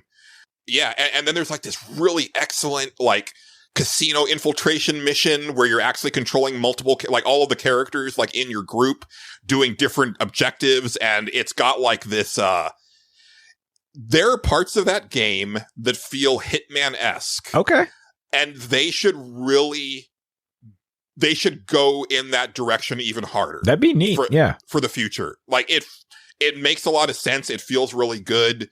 I wish that there was even, cause here it's it's a Call of Duty game, so they're very much okay, now that you did this, go do this, that type of thing where it's give me a little bit more discoverability of this stuff and let me kind of feel my way around and kind of do that like Hitman does, and maybe let me dial up or dial down how much assistance you're giving me, because Hitman is really good about that. Yeah. But still, it's I ended up deleting the game after I was done because I'm not going to replay it. But there was a part of me where I was I could kind of go back and redo some of this stuff and try to pull on these threads in a different way. I wouldn't be opposed to that. I will say that I think the last mission goes on way too long. You'll have that. Yeah.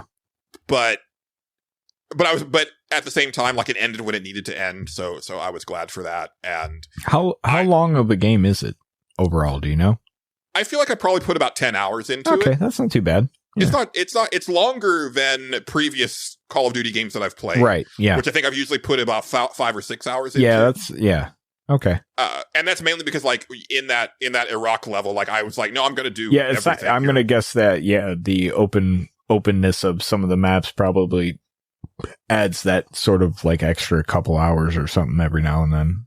Yeah. That'd be and I ended up like really not messing with a lot of the gadgets because I didn't really find like really good uses for them. Like you get they have like the explodable RC car, and I was like, I prefer to like go as silent as I could, so like I wasn't really bothering with explosives. Like you also get like a homing knife that like explodes on impact, and I was like, well, again, I don't want to be making big booms in here, so I'm not going to mess with that.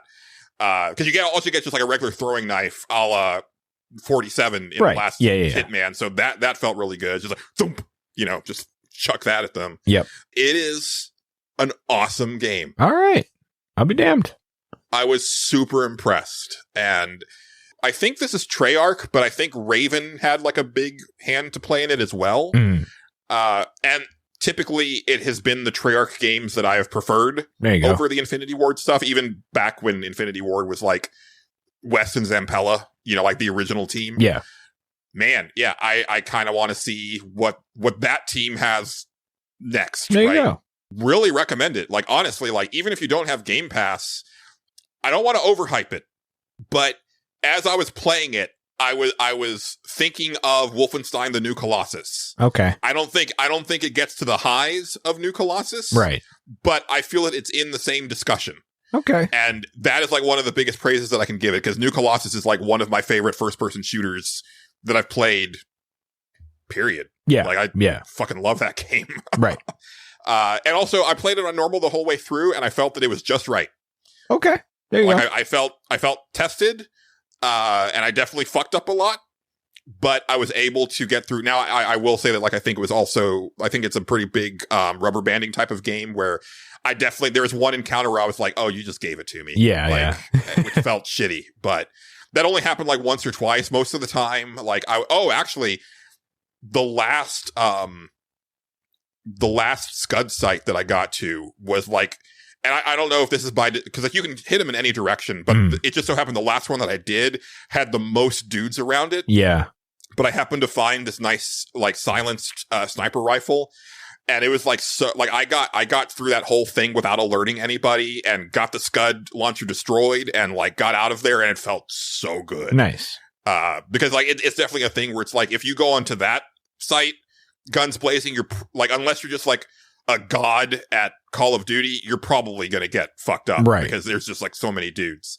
The way that I was able to get in and get out and nobody be the wiser other than like their launcher got blown up, was really cool. Yeah. And, the game's got some sauce, as they say. So highly recommend. And like I said, even if you don't have Game Pass, might be worth a purchase. Yeah. I might try it out.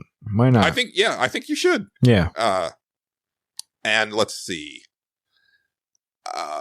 And then that was over. Oh, no. Actually, I finished that the day I took the personal day after I had to put Caprica down. Right. So that was kind of like a thing that I was able to work through. And then I didn't know what to do. Yeah. So I had pre-ordered Life is Strange Double Exposure. Right. And that actually was available like after I finished Black Ops. So I started that up. And I was super excited for this one because it is a sequel to the first game. Yes. Max's story. It is Max's sequel. Right. Max Caulfield, the main character of the first game, that takes place years after the first game. And it's being made by Deck 9, who are the ones that have made my favorite games in the series, which was Life is Strange Before the Storm and Life is Strange True Colors. Yeah. So going into it, I was like, oh man, this is going to be great. And I'm kind of hating it. Oh, good. That's excellent. Just mainly because of the way Max is written. Oh. And it's so I know that like Life is Strange got like a lot of like flack like when it came out for being kind of like cringy, like, adults trying to write teens type of thing. Like I know that people like really hated the way that Chloe would say hella all the time. Right, yeah. But I thought it was fine at the time. And all of the games since, I thought, that like think they've always been written really well, and I've liked the characterizations. Mm-hmm. but there's something about the way Max is written that I can't stand. And honestly, like, even the way that she's voice acted, to the point that I looked up, I was like, did they change voice actors? And no, they didn't. It's the same woman that played Max in the first game. But there's just something about her dialogue. Like, it's like, oh, now she's kind of like, you know, awkward and introvert, you know, and like she was kind of awkward in the first game, but there's something like disingenuous about her awkwardness this time around. I think especially because since the first game, it seems like she's become like a professional photographer, and she's been kind of going from like coast to coast, just exploring the country and meeting people and taking pictures of interesting places and people and things. Right. Her big thing has been like abandoned areas. That's kind of like her new like project. Okay. Is photographing like abandoned places and telling the stories of those. Mm-hmm. So it feels weird that like she seems less socially adept than she was in the first game, when now she's like a young woman, like out of college and has a career, right? Like you would think that she would be more self-assured, but that's not the case. And it's really hard to put my finger on. And then the other thing, and the reason that I really couldn't do it when I did it, is that like right off the bat, there is a death that occurs. Right. And so it's about grief again. And I'm like, man, like I can't do this right now. Yeah. Yeah. But I did play a little bit after like the death happens. And I think this was like really the moment where I was like, I'm not liking this, where, because you had set up a date with like this bartender that she likes, and the bartender is going to come over. Okay. And Max's first thought is, I can't let her see my place like this. It's a mess. And so you have to clean everything up. And I'm like, if you truly feel that like she's going to judge you like in your moment of grief for the place being a mess, she's not the one for you, Max. I'll tell you right now, Justin, like, if Cindy Crawford like announced that she was coming to visit me right now, I'd be like, well, the place looks like a pigsty because I'm going through some shit right now. Right. Sorry, Cindy. Like, you're just going to have to deal because I'm not picking up right now. Like, it's physically impossible for me. Right. And like that also being like the foremost thought, like all of a sudden it's like she goes from like dealing with grief to like, gotta impress the cute girl. And I'm like, yeah, I don't. And like just every bit of dialogue that she said so far has just been like very like cringe. Like the other characters so far have been great. Okay. I've really enjoyed the way they've been written and the way they've been acted. Although one of the characters does do the finger guns, and I'm like, oh, okay, this is becoming like just a really bad trend. Right. But it's just something about Max. And then, you know, the bartender comes over and Max says, hey, welcome to hell. And the bartender's response is, oh, are we doing goth grief? And I'm like, fuck off. Like, I don't even know what that means. like kind of like, oh, are we being like super dramatic about our grief right now? Oh, you know, okay. like that type, like, and I'm like, you know, for a series that has handled grief like really well. Yeah. This is feeling just kind of shitty to me. And I am going to play it because like I've played and enjoyed all of these games, but this one is like kind of a big ask right now, especially like I'm just really not digging the dialogue. I haven't even gotten to the power yet because like she's lost her rewind power. Okay. Like, it's kind of funny. If you press the button, she's like, yeah, rewind hasn't worked in a long time, but sometimes I miss it, which is kind of a neat little nod. Yeah, but I know she gets another power, and I haven't gotten to that point yet. So I'm still super early, and I am curious about that. And also, like, she's still dealing with, well, you get to choose what the canon ending, or you get to choose, like, how the last game ended. Like, they ask you what happened at the end of the first game. Right. I mean, I guess they have to give you that choice. I still think that like if you chose the option that I did not choose, like there's something really wrong with you as a person.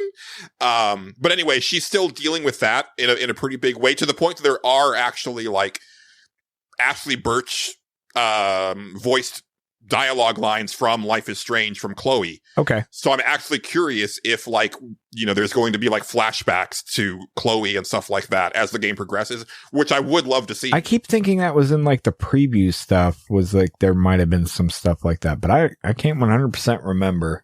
Yeah, I wouldn't be surprised. Yeah. And I would like to see that.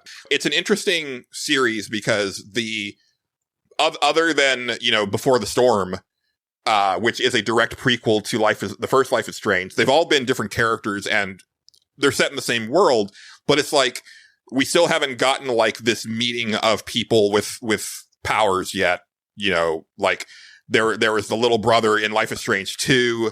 There was Alex Chen in True Colors. Right. They all have powers, but they've never met. And it's like, yeah, what's going on here? Like, is there a purpose behind this? Like, are there even more out there? Like I would love to see a kind of more of the supernatural element explained. I wonder if they'll ever go that route. I don't think they will. Which is fine. And I kind of don't know if that would work. Yeah, I don't know if I necessarily need like an Avengers. I was just gonna say the same thing. I was like, I don't know if this needs to be like this, Avengers initiative type thing going on here. I don't know if that would work or not. It might be interesting, but I don't know. I think my thing is I find it interesting how uncurious they all are about like, is this happening to anybody else? Like nobody ever asked that question. They just have it. It's fine. Yeah. I am curious to see where it goes, and I do like it when like minor characters kind of show up in other places. Like, one of the major characters in True Colors was a super minor character in the first game. She was just like the geeky girl that was playing D&D with this other guy. Yeah, and then she's like one of the coolest characters in True Colors, and I love to see that character get fleshed out more. So I would like to see like some more addressing of like other stuff. But, yeah, I've barely played it so far, but it definitely was not fitting the bill. Well, that sucks. Yeah. For a completely different type of thing that I actually played like last weekend, I tried the demo for Buttknight. I have seen that game demo. I had not played it, but what is it exactly? I know it's a porn game. Let's get that out of the way first. I know that's what it is. But what is it actually? Yeah, so I found a censored playthrough of the demo on YouTube. That's how I found it. I was like, okay, that looks kind of interesting. Let me go see if that's on Steam. And sure enough, it was. And so I downloaded the demo. It is a vertical shoot 'em up. Okay, with some. It feels like it probably ramps up to bullet hell levels. Like in the demo, like it didn't get that hard, but I could see where they kind of ramp it up to where you're dodging quite a bit of stuff. Okay. But you play the Buttknight, and he is a knight that is trying to save these 3 princesses. Got it. And it is you're just on foot, and you are like, your weapon is a sword that you use to like throw multiple swords, like sort of like Arthur from Ghosts and Goblins, but with swords instead of spears. Right. Or lances rather. Yeah. You get power-ups, like you can switch to arrows that do like a spread shot. You can get like a different type of sword. There's other power-ups that you can get. There's a bomb. There's also like a charge move where you charge it up and then get in close and do this like big like arcing sword slash to like take out multiple enemies at a time or bigger enemies. As you're going through, you're rescuing damsels in distress. The higher your score, the more that like the image of, I guess, the next girl that you're going to save gets unclothed. Okay. And then when you get to the end of the level, there's like some story stuff, and then sometimes there's actually a sex scene. Not all the time. Mm-hmm. The art is really nice. No animation. It's just kind of like nicely drawn. Like it's kind of this weird like in between sketchy like it's all full color, but it's like kind of like almost like a sketchy / painted look to the scenes. Yeah. So it's definitely distinct from other porn games. Mm.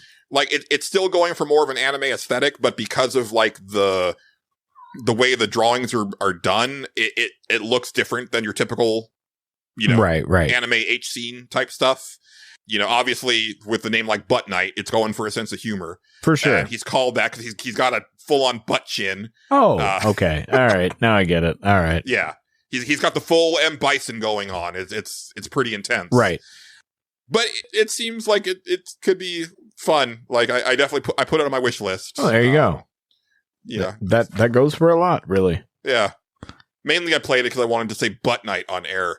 Well, there you go. I mean, you could have just found a way to say it and then, not played it, but. Yeah, but I don't know. That seems weird. All right, whatever you say,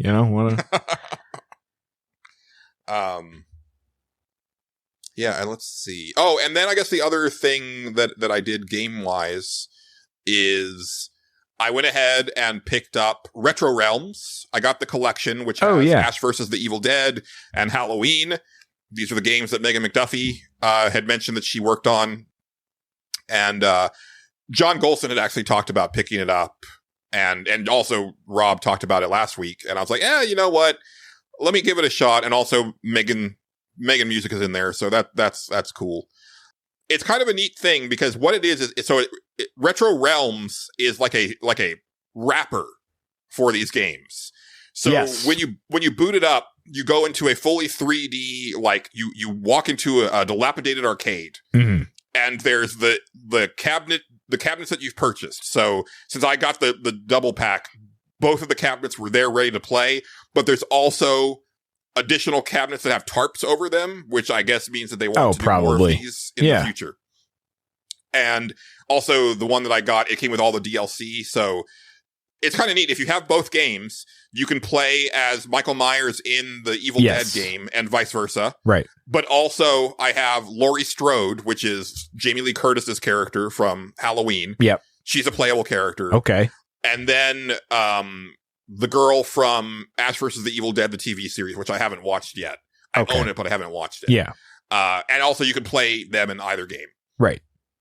So I've only played Ash vs. the Evil Dead so far. Starts out really basic story. Yes. The Necronomicon has gotten taken. Ash needs to go stop it. Yep. And you have your melee is the chainsaw, obviously. You jump. You can do a dodge roll. And then you can charge up his shotgun blast, sort of like the Mega Buster in Mega Man. Although I've barely used the shotgun because I think it charges way too slowly. Okay. And it also stops you from being able to do melee. So just seems weird. And then you pick up an item, and I think this is true of both games, where you have this item that allows you to change between the regular world and the Nightmare Realm. Yes. Which is a really cool mechanic because there's platforms that exist in one realm and not the other. Right. Or like in the Nightmare Realm, there might be like a wall that is gone that would be preventing you from passing in the real world. So that's how you find like a lot of the collectibles and stuff like that. Or, how you navigate certain tricky platforming sections. Right. The graphics are really nice. It's got like a nice art style to it. The sprites are nice and big and very detailed, well animated. I think so far, the music has just been kind of background. I've been kind of surprised. Oh, interesting. Although I think that maybe Megan had more to work with Halloween, so I need to go in there because I have a suspicion that her Halloween stuff is going to be way better than her Evil Dead stuff. But so far, I haven't been like over the moon about the soundtrack, and I'm kind of surprised about that. Problems arise with the fact that like the first couple levels are like super basic and whatever. They're fine. They're fun. Pretty brief. Then it starts to get into like some trickier platforming and challenging stuff. And the controls just aren't tight enough to do the stuff that they want you to do. Okay. Yeah. And the way that they start to place the enemies is like a thing where it's like, okay, yeah, that guy just knocked it. We talked about with Castlevania for Suffer Select. It's like, this guy was put here specifically to knock me into this pit so I can take extra damage. Like, this fucking sucks. Like, it's also a big problem with the game is that when you switch over to the Nightmare Realm or vice versa, sometimes you just appear right on top of an enemy and you just eat that damage. Oh, that's nothing that you can do about it. Yeah. Yeah. And like they'll do this thing where like zombies will come, or deadites rather, will like come like out of a door and rush you, and like you just can't react fast. Like the character just does not move fast enough, right, to like react to that unless you knew that they were coming ahead of time, right. Like it definitely seems like memorize these levels and get good at knowing what's going to come at you, and just because like I think what's really telling is that you get there's an achievement for getting through the first level without hitting an enemy. Okay, right? Yeah. And I wouldn't be surprised if there's also some trophy or achievements in there for like doing a level without taking damage or something like that. Like it's that type of game. Yeah. But as you're going, you also get these movie tickets, and I didn't realize what they were for, but I ended up like deciding to exit to the main menu, and then the planked up like door that was at the front of the arcade got destroyed. Okay. And you go deeper into the arcade, and there's like a full on like museum. Oh, okay. And you can use the tickets to like unlock museum pieces from the stuff. So like I unlocked like Ash's car. It's like a model that you can look at in 3D. And I unlocked his outfit. Okay. And then like this glove that he had in the TV show, which is not, I mean, it's only in the TV show. So it's fine. Yeah. It is decidedly fine. Decisively fine. Yeah. Yes. Julian also did the hand motion there. It was great. I didn't even mean to. I know. That was subconscious. It just happens. I don't know what it is about saying that phrase that makes you do that, but it does. Yeah. But price, I think, is probably a little higher than I would like for what it is. I remember that was... I looked into it at one point because I was like, "Oh yeah, that's the thing we were talking about," and I seen kind of where it was at. I was like, "Ooh, I don't know about that." It's like, for what it is, I was like, "Yeah, that's a little steep, honestly." I feel like it could maybe be cut in half, and then I'd be like, "Okay, yeah," but Way Forward, it tends to have a pretty high price tag these days. I remember feeling the same way when River City 2 came out, or Girls 2 came out. I still haven't picked up River City Girls 2. Me neither. And it was for that reason. Although I should wish list it, and I'm sure it'll be on sale at some point. But then I'd probably could swing for it. But like, yeah. And on one hand, right, like they make really good games. They do. So I get they it. Like, do. But yeah, this one, and it's weird too, because like their 2D stuff previously has been like so sharp and tight. Yeah. And this just does not feel like that. And, maybe Michael Myers feels different, or maybe I should switch to like Laurie Strode or something to see if she plays differently. But I feel like this is kind of baked into the game. So I don't know that like a different character would make much of a difference. Right. But I should play around with that some more. I'm almost done with Ash vs. the Evil Dead. They are pretty short. I think it's like 5 worlds, and each one is like 2 levels each. So about 10 stages each. And there are like different moves that you can get. And, like I have a dragon punch now with the chainsaw, which is that's kind of cool. Yeah, that is pretty cool, actually. Yeah. That's pretty all right. The name of the move is Sure You Can. That's pretty good. Pretty good. So I kind of wondered, no, it's Way Forward as the developer. Interesting. No, yeah, they are. Mm-hmm. But if you click on the developer, it only shows that they made this game, which is fascinating. This is Way Forward Technologies, and not.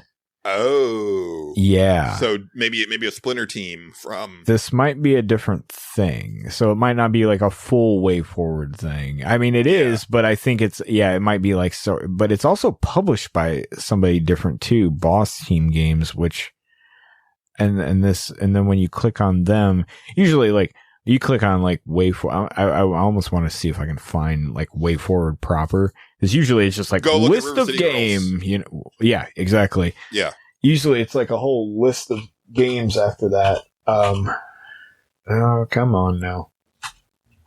No. Do. Oh, sorry. I thought you're that's good. what you were doing. You're good. No, I don't know what I'm doing. I should add this to Who this, does? though. No, I'm just spelling things wrong. Yeah, Way Forward proper. Here we go. Contra, Shantae, all this stuff. Yeah, I think it's so that seems like a split B team. Yeah, some kind of it It feels very different. So I'm not sure what's going on with that, but yeah, I would say it's probably not Way Forward proper. Which is interesting because you know what else doesn't actually show up here? That would be, but then again, that was I think an Atari joint, and then Way Forward was part of it. That what's it called? Yards Rising. Yards Rising. Yeah, but I thought that was also them developing that. So. Developer Way Forward. Okay. Well, fuck me. I don't know what I'm talking about. Clock Tower Rewind is one. Okay. Here's the actual. Wow, they released a lot of stuff this year. Yeah, they did. Yeah, they did. Clock Tower Rewinds them. Contra, Yards Rising. Yeah, I forgot they had done the Shantae games, which also are very precise platform games. Yeah, Shantae. The Mummy Demastered was them. See, I didn't like the Mummy Demastered all that much. Yeah. But that was more for like them trying to like shoehorn like Dark Souls mechanics into a Metroid game. Right. But then again, and I will say this feels more like the Blood Rain side scroller that they did, which was like a cool looking game that was kind of not all that fun to play. Yeah. It does look cool. Yeah. This one, I mean, this is fun to play, but you know, it's definitely like the frustration level gets pretty high at points. It definitely didn't look like something I was going to get into. So like, it was that and buddied with the price point that I was just kind of like, I don't think I'm gonna bother with that. But you know, it was definitely like an impulse purchase. And also just trying to find something to, that has been kind of like the mindless thing to play this week. We all have our own dumb mindless things that we like to play. I'm not even going through as much stuff as you are, really anything. I just, sometimes I'm just like, I'm just not in the mood to think right now. I don't know what it is. I'm just, I just don't want to think about anything. I don't know why. Yeah. But nah. Or actually the thinking that I have done, I keep picking up Balatro. Yeah. That's my type of thinking. And then contemplating if I'm going to get back into Magic the Gathering when the stupid Final Fantasy thing comes out. Yeah. I might. And I hate that. Would you be buying the actual physical cards, or would you? I would probably think about doing both, actually. For that, I hate it. I hate this shit. Because I will complain about this shit as a person who really enjoys Magic the Gathering and the whole, like, it has its own little universe and story going on there. And, there's characters that come back and now they're doing this stuff and all this other shit. And then they're like, okay, here's Lord of the Rings. I was like, I don't give a fuck about that. and then they'll constantly kind of like make, they're introducing all this other stuff. I was like, I really don't like this direction for Magic. And then they're like, but what about Final Fantasy? I'm like, fuck you, you got me. God damn it. God damn it. Fucking artwork was like Kefka pouring the fucking poison in the fucking water supply. I was like, oh, god damn it. Yeah, I saw a picture of the Emmett Selk card, which is my favorite Final Fantasy villain. He's the villain in Shadowbringers. Right. It's like, man. Yeah. Yeah. Well, what would be interesting, Julian, is if here was a game I played with myself at work of trying to assign colors to every character without knowing what they're going to be. That was fascinating. But okay, you have a character like, what's an easy one? In my opinion, like, okay, Barrett from Final Fantasy VII. If you're, the easiest ones is like Final Fantasy VII because everybody knows them, right? Okay. Barrett from Final Fantasy VII, he would probably be like, what? I'm going to say green, red. That's my assumption. So like nature-y, but aggressive. See what I mean? Okay. Uh-huh. So yeah, stuff like that. This is the dumb shit I'll sit there and do for fucking hours at work. I don't know the colors, so like I'm just like, Okay. You would probably be better than you think at it. Okay, so it's blue is like thinky guys. It's like thinkers, water element. But mostly like, hold on. We should just get a picture and just send it to you. Actually, I wish I had this prepared, but I don't. Maybe I'll prepare this in the future and then we'll do it. Yeah. But yeah, blue is like thinking type of setup stuff, red aggro stuff, green nature stuff, black evil stuff, white good stuff. Like a healer would be white. So Aerith would be a white card, right? But you could also mix it with something else, like probably naturey green. So she'd be a white green character. Stuff like this. Oh man, I sat there and did this for hours. Seriously, I'm not kidding you. No, I believe and it's highly entertaining to me. Matt Jorgensen is listening to this and salivating. Yeah, no, get him on here. We'll do this all day. Well, I've got like a couple other things I could hit up, but I think it's really good. Can we go to space? Feels like a really good week to go to space. Oh yeah, sure. We can do that probably. I don't mind. Okay, that's I would good. Like that. Yeah. Okay. Okay. We'll get in. We'll do that. Okay. You ready? Okay. Hit the button.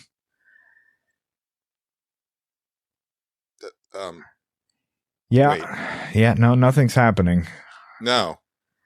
Nothing's happening. I mean, it happens to more people than you would think. Well, yeah. Well, okay. Listen, I got to get out and I got to go check something. Okay. I'm going to warn you though. If something, it's on right now, it's just not working. So if I hit the thing and it just goes without me, like you know how to get back, right? Like you can get back. I've seen you work the controls enough. Right. I think I can handle it. Okay. All right. Well, I'll go do that real quick. Hold on. Okay. Thanks. Hey man. Hey, what are you doing in here? Oh, hey, Abramo. This is. Oh, has Justin not shown you the spaceship? Oh no, I've been in here before, man. No, it's cool in here. Hey. Yeah, it's comfy. Oh God. Oh, it's like moving now. Hey, that's cool, man. Yeah. Yeah. Buckle up, Abramo. Put your seatbelt on right now. It'd be okay,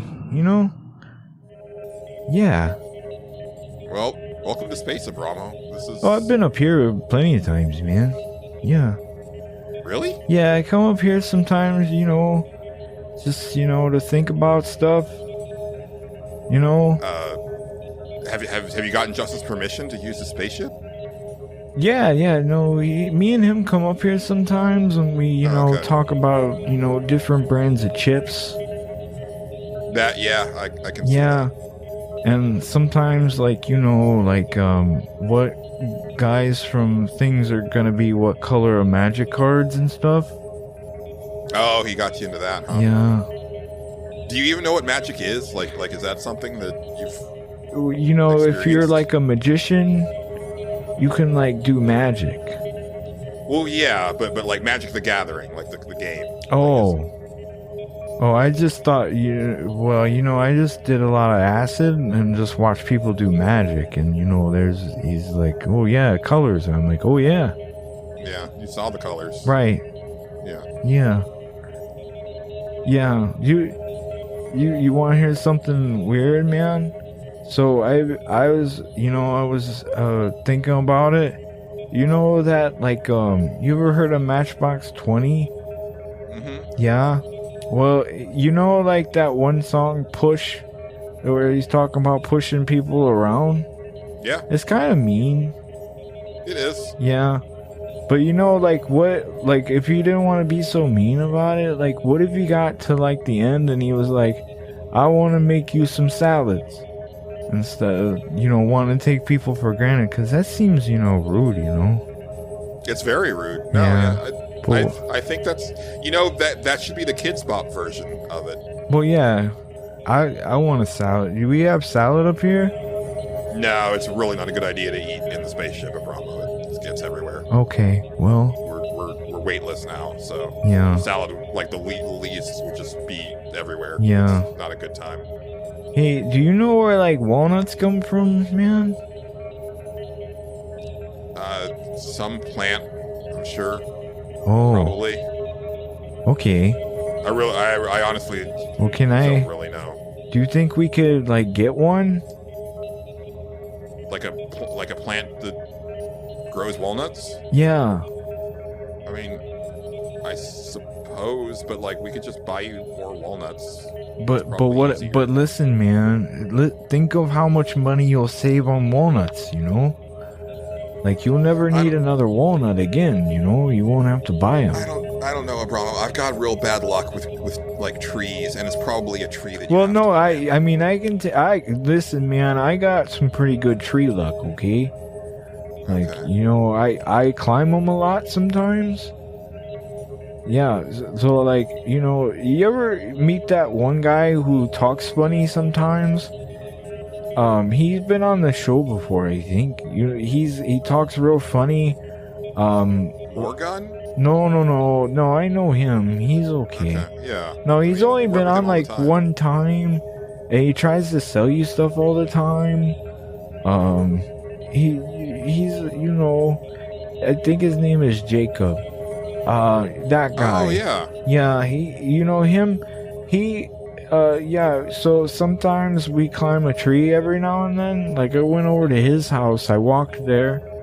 That's a really far place to walk. Well, it only, you know, it took a couple days, but you know, it was fine. That's where you were missing for a bit. No, it's okay. Yeah, but you know, then we climbed a tree, and he was like, "Do you want to buy this gun off of me?" And I was like, "No, man." Okay, good. Yeah. You've Well- gotten in trouble in the past for buying like weapons. Well, I would have bought it, but I didn't have enough money. So can I have like $850 so I can buy a gun?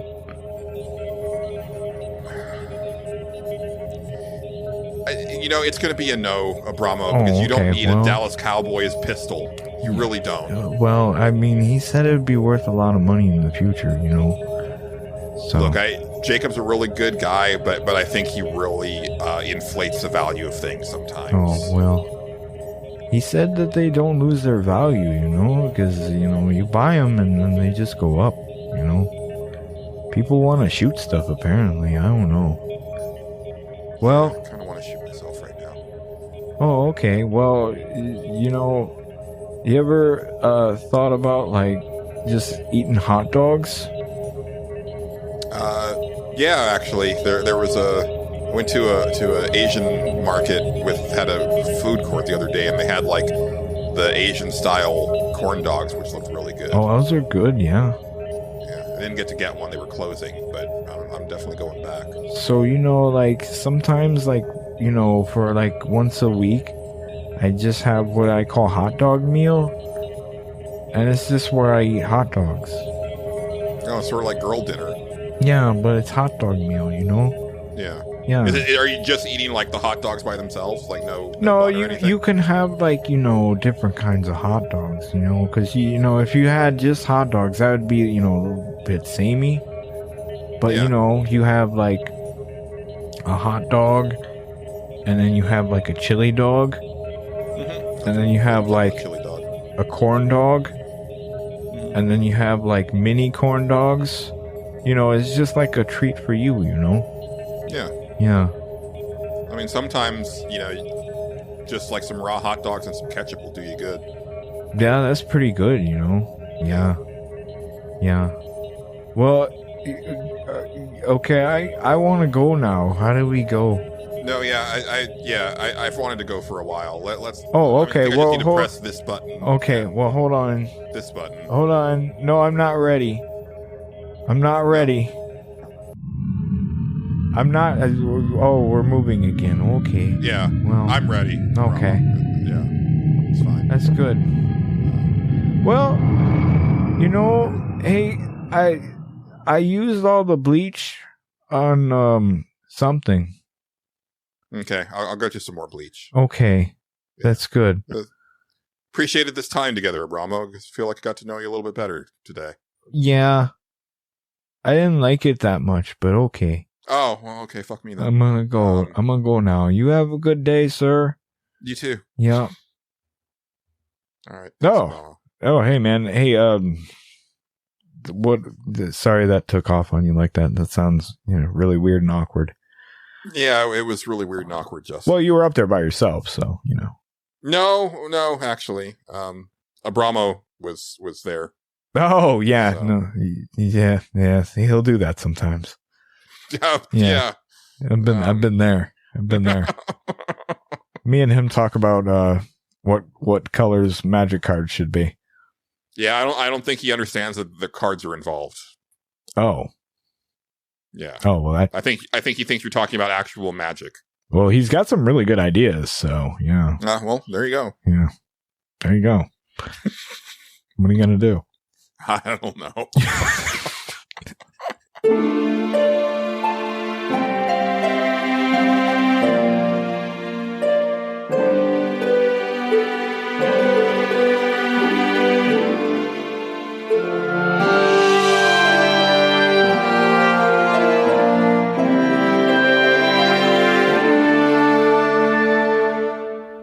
Yeah, I guess before we get into questions, comments, and concerns, because we do have a couple of those, I did watch some stuff this week.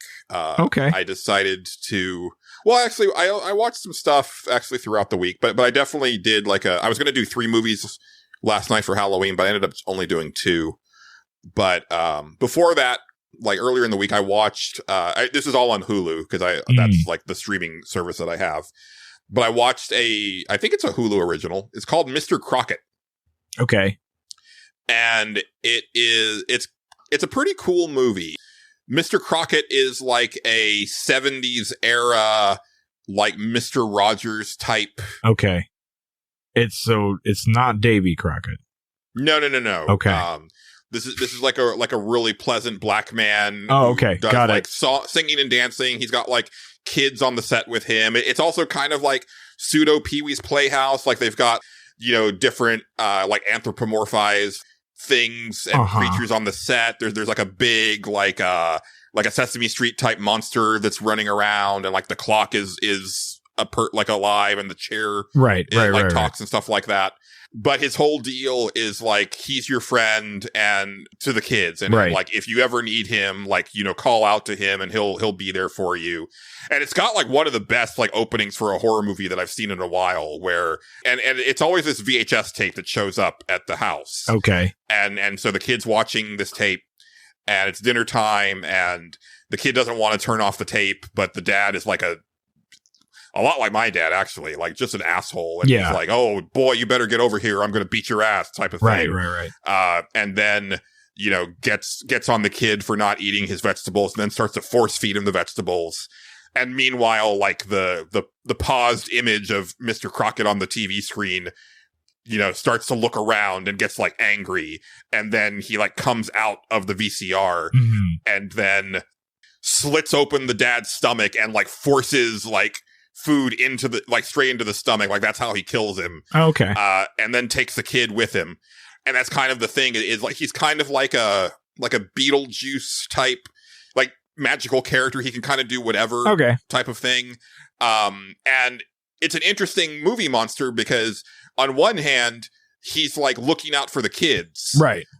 But on the other hand, he's also taking them away. And also sometimes he will take away the kids for just really itty bitty things. Right. It's not like the kid is being abused or anything like that. It's just he had an argument with his parents. And so that's enough to cause Mr. Crockett to come in and take the kid away and kill the parent, or parents. But no, it's got some pretty cool special effects. It's really good performance by the actor playing Mr. Crockett. Yeah. Really good job of going between happy, lovable kids show host to deeply dark, sinister movie monster man. Right. So I do recommend that one. It was really good. That sounds all right. Yeah. Yeah. I not to be off topic here, but this made me think of something. Yeah. It has been pointed out to me recently that in Mr. Rogers, the show, he arrived at the house, right? And then, did the show. And then he left. He would leave the house at the end of the episode. Yeah. Does he just work at the house? That was always the impression that I got as a kid. Okay, that's just his job. He just works at this house. Yeah. Okay, it's not very clear. Yeah. I mean, my thing was always that he would like change shoes. Like he was coming to the house and like take off his outside shoes, put on the inside shoes. It's clearly like a place of living for the most part. He's hanging shit up. Like he's set up shop, but then he leaves at the end. Yeah. Where's he going? Don't worry about it. No, I'm worried about it. It's too late. I mean, it's a little too late to worry about it, but I'm still worried about it. Yeah, it was a really interesting, like, because it was almost like them admitting that it's just a TV show type of thing, right? Like he's coming on set to do his thing, and then he leaves the set at the end of the day, and because he's in traffic. I was like, I forgot about that. Does he ever say that he was in traffic? I don't think he says it. I think it's in the intro though, like he's driving. I think. Oh, I don't remember the intro. I don't remember either. I wish my friend who pointed this out to me was here, because we had a whole thing with this. This was an hour of our day at least was going over the details of Mr. Rogers' Neighborhood. I don't remember there I think the intro is just like zooming in on the house. Like I don't think it shows Mr. Rogers until he walks in. Now I'm gonna have to look it up. They're making me look this up. That's what I'm doing. I'm forcing your hand. Yep. Nope. My hand's been forced. What are you gonna do?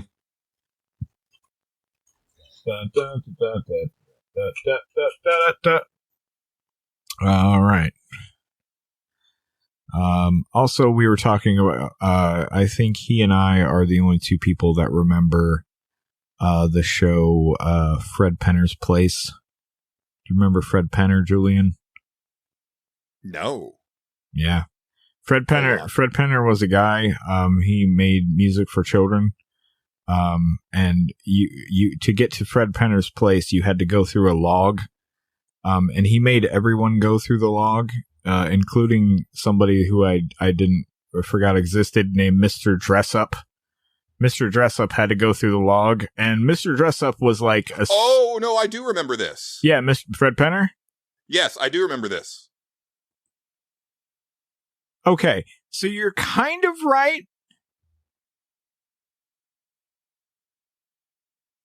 Okay, it is for the most part just zooming in. I wonder if it's because isn't it like a little like model neighborhood? Yeah. It's a little model neighborhood. Yes. Okay. Yeah. But still, he has to get there somehow. How's he getting there? It does show a trolley. Maybe there's a trolley involved in the commute. What's Mr. Rogers' commute like? That's what. Did they ever have an episode about it? I don't know. But yeah, Fred Penner would make people go through the log and to get to his place. And then he would talk about... I seen Fred Penner live at my local state theater, it was a show that happened when I was like 4. I don't remember everything about it. But here, Julian, you talk about dream guests for the show. You can book Fred Penner. He's a 70-something-year-old man, but you can do it. That's another dream. Then my friend and I also discussed getting married for the sake of having Fred Penner play at our marriage. Okay. Yeah. Like you two would marry each other? Yeah. Just to have that. It's worth it for that. Also the tax breaks. I mean, yeah, that's also true. Yeah. Why not? Sorry to derail your viewing. No, that's fine. Your viewing experience, but I got it's a big question been on my mind for a little bit here. Yeah, I saw a movie that I thought was fine. I got what the movie was trying to say, but I don't think as a horror movie was all that great. So I'm not going to talk about that one. It's called it's called Immaculate, starring Sydney Sweeney. Good movie, just didn't really deliver on the horror aspect of it. Okay. But I can understand why that movie was made after the Trump administration. Oh, okay. In regards to women's body autonomy or lack thereof. Like, it's, very interesting on that tick. But the movie that I saw that I liked the most, that I highly recommend, that's on Hulu, is Late Night with the Devil. And it stars an actor whose name I can never remember. Oddly enough, I remember his last name, which is the hard part, which is Das Malkian. He's the actor that Vanessa on Square Roots podcast has a big crush on. Okay, sure. But I think if you watch the MCU, people remember him as the Russian hacker as part of Ant-Man's heist crew. Okay. He's also Polka Dot Man in the second Suicide Squad movie. He's been in a lot of stuff. Okay, sure. But rarely is he like in a starring role. And here he's playing a late night talk show host. The movie's set in like 77, but he's been doing the show since 71. And he's got like flagging ratings and he's trying to get the ratings back up. And so it's a Halloween episode that has been like, basically like you get told like kind of this like documentary style of like the history of him and the show and stuff like that. And then they're like, what you're about to see is the broadcast of the show as it was aired, and it alongside additional behind the scenes stuff that was found after the fact. In the last few years of the show, he had been getting a little bit more sensationalized with like getting like, almost like a Howard Stern type thing of trying to bring on like real controversial guests or segments to try to drum up ratings. And so for this Halloween episode, he brings on Psychic to do like a whole reading segment. And then he brings on a magician turned skeptic. Excellent role, also played by the guy who played Baines in the second and third Matrix movies. He's the one that Agent Smith invades, and like Agent Smith grabs the phone before the guy is going to leave the Matrix. Okay. And he goes into that guy's body in the real world and tries to kill Neo in the real world. I vaguely remember that. Yeah. Yeah. Hadn't seen him in any other role, so it was cool to see him. And right. He's awesome in this movie. But so he's there as kind of like the skeptic's voice. And he's like, yeah, like I know how to do a lot of this stuff because I did it for years. And this is, I'm going to explain like why this is all bullshit. Right. But then the big thing is that he also brings on this doctor who had written a book called Talking with the Devil, and she had become the guardian of this young girl who was raised in a cult, a satanic cult, where everybody had died in a self-immolation, but she survived. Okay. And she's reportedly possessed by one of the demons that this cult worshipped. And so one of the segments is him getting the doctor to summon the entity out of the girl, and then things happen. And actually things happen throughout the course of the whole show. Right. But it's really well done. And like, as someone who runs a podcast that's based around old timey like variety show stuff, like it hits really well there. Like they really nailed like that 70s aesthetic to it. Right. Really good performances and everything. Like highly recommend, like really good horror flick. That sounds interesting. Yeah. And I watched another one. I forgot. Last week, I watched a movie called Barbarian. Which I've heard of that one. Yeah. Yeah. So because Hulu had a bunch of like recommended movies, and so that one kind of stood out, and I watched part of the trailer, but not all of it, because I got to a point where I was like, okay, this looks interesting enough. I don't want to get too far into the trailer. And I'm glad that I didn't. Yeah. I was going to say, I've heard the less you know about that movie, the absolute better it is. Yeah. And I'm not going to say very much about the movie at all. Because between Longlegs this year and The Substance, and then this one that came out last year, it's kind of a really cool time for like really unique horror movies that I haven't really seen before. Right.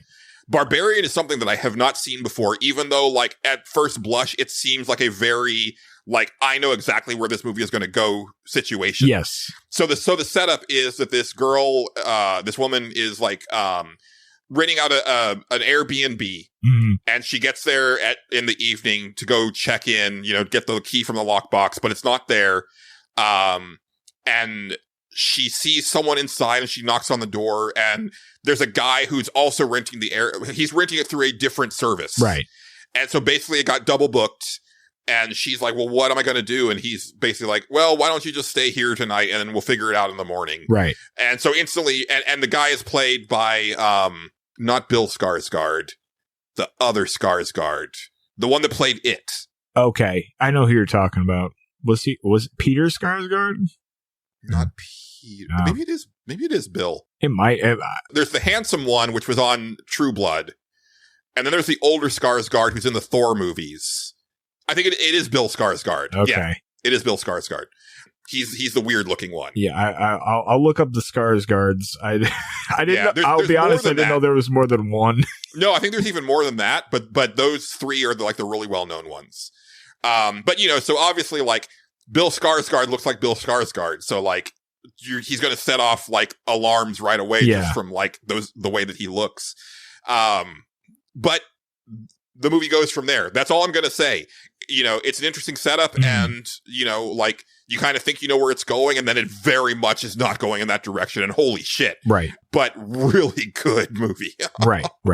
But that's pretty much it for my horror movie stuff. The other stuff I'll say real quick. Again, if you have Hulu or I think Crunchyroll, highly recommend Dan to Dan. I love the intro of Dan to Dan enough to want to see the rest of it. So yeah. I'm actually not that big a fan of the theme song. I'm not a fan of the song. I just like it visually. I think it's fucking visually cool. Very cool. The song is hit or I don't really care about. I just think visually it's fucking awesome. Yeah. The show visually is very good. It's I really believe good it. animation. Yeah, I believe it. I like the fact that the main character is actually the girl. Her name is Momo Ayase. Oh, okay. And she believes in ghosts, but not UFOs. And then she ends up kind of pseudo befriending the otaku in her class, who believes in UFOs but not ghosts. Right. And so the way that they end up like kind of becoming like getting to know each other because they don't like each other at first. Yeah. But the way that that their relationship starts is that he dares her to go to a place where UFOs have been seen, and she dares him to go to a place that's supposed to be haunted at the same time, same night. Right. And then she gets abducted by a UFO. He gets possessed by a ghost. Nice. Like at the same time. That's fun. And then shenanigans go from there. Like she ends up getting like psychic powers. He gets like curse powers from the ghost. But the ghost can like take over his body, but her psychic powers keep the curse in check. Yeah. As long as like she's in front of him. And so like the first part of the story. So this is actually airing week to week. So yes, I'm it current. seems brand new. Yeah. It's brand new. Yeah. Only 5 episodes so far, but they're dubbed. Yeah. Which I find interesting. That's how, if I remember right, no, there's been a few that come out like that, but, I'm trying to think. Usually it's the subs first and then the dub comes later. Cause like, I'm also watching Dragon Ball Daima, which is only subtitled right now, which I mean, that's the only way I want to watch it. Cause it's Dragon Ball. Like I can't, we've talked about this. I can't watch it in English. I'm the other way around. I don't think I could watch it dubbed or the other way. My first exposure to Dragon Ball was fan subs on VHS. Like before it ever came out. I think when it comes to anime, like whatever your first exposure to it was, that's how you want to see it for the most part. Generally, yes. Yeah, in my experience, Yeah. Naruto is the one where I can go either way. Like I watched it in Japanese first, but I'm totally fine with the dub. Like I don't have to watch it in Japanese. Yeah. The only ones that I have to watch in Japanese where it's non-negotiable is Dragon Ball and Slayers. Anything else I can take either way. Usually I prefer the dubs. Right. Like 9 times out of 10. And the dub on Dan to Dan is excellent. Yeah. Like they've gotten real good at those. Oh yeah. Yeah. Yeah. But yeah, definitely recommend Dan to Dan. Also really having a lot of fun with Dragon Ball Daima. I find it very funny. So Dragon Ball Z ended, right? Yes. And then they did Dragon Ball GT, which was based on an idea that Toriyama had, but it was just an idea and they kind of ran with it. Yeah. And I haven't watched GT yet. I'm sure it's fine. I know there's people that love it. Most people don't really like it. Yeah. I've never seen it myself, but I always kind of, I knew a few people in high school that really loved it and thought it was great. And then other people hated it. So, yeah. So then Dragon Ball Super comes out many years later where it's like, no, actually scratch that. This is what happens after Dragon Ball Z. Yeah. Right. And Super had its run. I think there actually is like another series after Super that I haven't seen. That's It's like possible. super or something. Because I'm definitely missing transformations that I've seen pictures of where I'm like, that didn't happen in what I watched. Right. But now Daima comes out and it's like, no, actually scratch that. This is what happens after Dragon Ball Z. Good. ends. That's not confusing at all. Not confusing at all. No. And the funny thing too is that it's a similar premise to GT. Here, the second in line for the demon throne is watching the battle with Boo and Babidi. And when he sees that Babidi dies, he realizes that he is now actually the new king of the demon realm. Oh, okay. But he's like really worried. Yeah, at first he's like, "Oh, but we can't make a move on Majin Buu. He's too powerful." Right. But then realizes that like Goku killed Majin Buu, and he's like, "Oh, well then we need to stop these guys." Yeah. And so the demon realm apparently has their own Dragon Balls, but they're guarded by these super strong guys, so it's basically impossible to make a wish in the demon realm. So they travel to Earth Realm to go get the Dragon Balls there, and he makes a wish to turn like the dragon won't kill them, but he decides to just turn them into kids, which is the same thing. But instead of it just being Goku, it's everybody who is involved in the Majin Buu fight. So, that includes Master Roshi, Mr. Satan, Bulma and Chi-Chi. Trunks and Goten get turned into babies again for some weird reason, which I think that's a missed opportunity. Because I think it would have been fucking awesome if you had Kid Goku, Kid Gohan, and Kid Goten in the same scene. Right. Like, I think that would be very fun, but Yeah. that's not going to happen. And it's very much like old Dragon Ball as far as like, it's lighthearted, it's fun, it's got a lot of humor. I'm sure the stakes will escalate as the show goes, but it's very much going for more of a, funny return to form. I think my biggest complaint about it is, and I think they do mention that like they didn't really get turned into kids, they just got shrunk. But we've seen Kid Goku and Kid Chi-Chi, and they don't look like that in Daima. Like they are just more like smaller versions of themselves. Yeah. Where it's like, I thought it would have been really cool if they went back to looking like the kids in Dragon Ball. But Kid Vegeta is like kind of worth the price of admission. Yeah, that sounds like it'd be pretty funny. Yeah. Yeah. Now, there hasn't been a lot of Kid Vegeta yet because it's focusing on Goku going to the Demon Realm first. Okay. But I can't wait for Vegeta and the rest of them to get in there. Yeah. And also Kid Master Roshi, still bald, but like getting ready to mac on some ladies because he's like young and virile again. And he's also Master Roshi. That sounds right. Yeah. Yeah. Kid Mr. Popo. also pretty good. Yeah. But yeah, it's just a lot of fun. And it's also coming out weekly. Like the new episodes come out on Fridays, so I haven't watched today's yet, but Neat. I'll probably do that after we finish recording. Cool. Yeah, it's nice. It's nice to have anime to watch again. There's also like I think the new season of My Hero Academia is available via dub now. I started to watch that, but like, man, that anime has me like choked up all the time because I like the characters are so beautifully heroic to me that like it gets me and I was like I can't do this right now, but I am excited to get to watch that season because I think it's almost over. We're getting towards the end of it, which is kind of weird. Like I kind of thought that it would be like a longer running series, like watch them grow up and stuff like that, unless they're going to do the Naruto thing where then there's like another series that comes out where now they're grown up and it's the next class that's enrolling into UA High. But I think that's everything that I've got. Yep. That's all I got. Which means there's only one thing left to do, which is questions, comments, and concerns. If you have a question, comment, or concern, there's many ways to get at us. You can email us. The email address is thestageselectpod@gmail.com. You can DM us on Twitter @StageSelectPod, although nobody seems to want to do that anymore. I totally get it. You can go to the Patreon page, and even if you're a free member, you can comment on the shows there when they go public on Wednesdays. You can comment on our YouTube page as well. And also, probably the easiest way is to join the Discord. And there's a there's two channels now. There's a channel for questions, comments, and concerns, which are for the show to be read on the show. And as Justin suggested, we now have a questions, comments, and concerns discussion channel for listeners to discuss and answer them amongst themselves as well. Go nuts. Go nuts. There's a lot of new channels over there. There's a memes one where I talked about high cubes. That was good. Yeah. That's a real picture I took today of a truck. I figured it was. Yeah. Just what do I need to be warned about the shape for? It's so weird. If you're loading it on a truck, you need to know. Do you? Yeah. It's a high cube. Gotta know about, I don't know about this, Julian. I don't know. I think probably tall cube would be the better.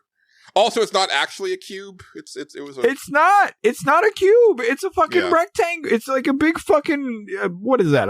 What do you call that? It's a rectangle shaped, but not really. It's a 3D you get it. You know what you know what a truck looks like. At least I hope you are. Or I hope you do. Yeah. So first question, comment, concern, comes to us via email. This comes to us from Casey Curran, who asks, what console do you wish had a game showing the full extent of its power, similar to how The Last of Us pushed the PS3 or Donkey Kong Country pushed the Super Nintendo? So you only have like 3 choices right now, right? Well, that's the thing, right? It's you kind of have to pick a system that didn't really get to realize its potential, which means it has to kind of be a failed console. Yeah. Because like you said, like the PlayStation 3 had The Last of Us, PlayStation 4 still has games coming out for it. So like, I think we got that, right? And I think for me, it probably would have to be the Xbox. The original Xbox. Because I think like the Dreamcast, as short of a lifespan as it had, that system was kind of underpowered to begin with, and there wasn't really much further that you could push it.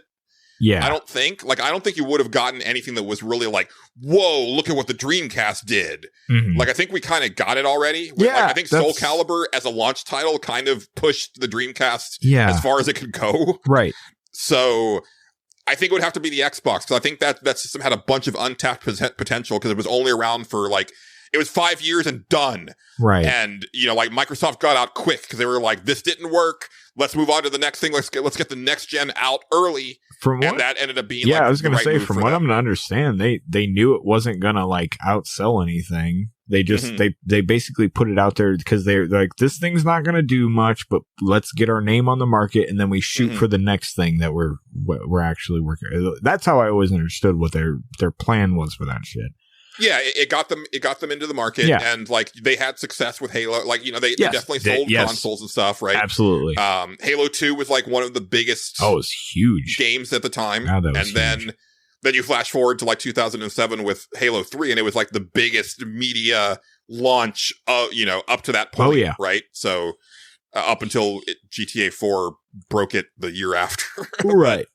But, it was on top for that year. For sure.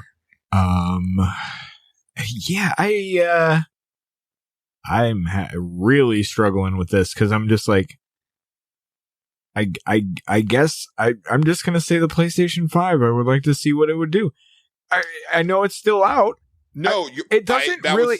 This question is kind of almost impossible to answer, because how do you know which ones haven't been pushed to their limit, right? That if they're older ones.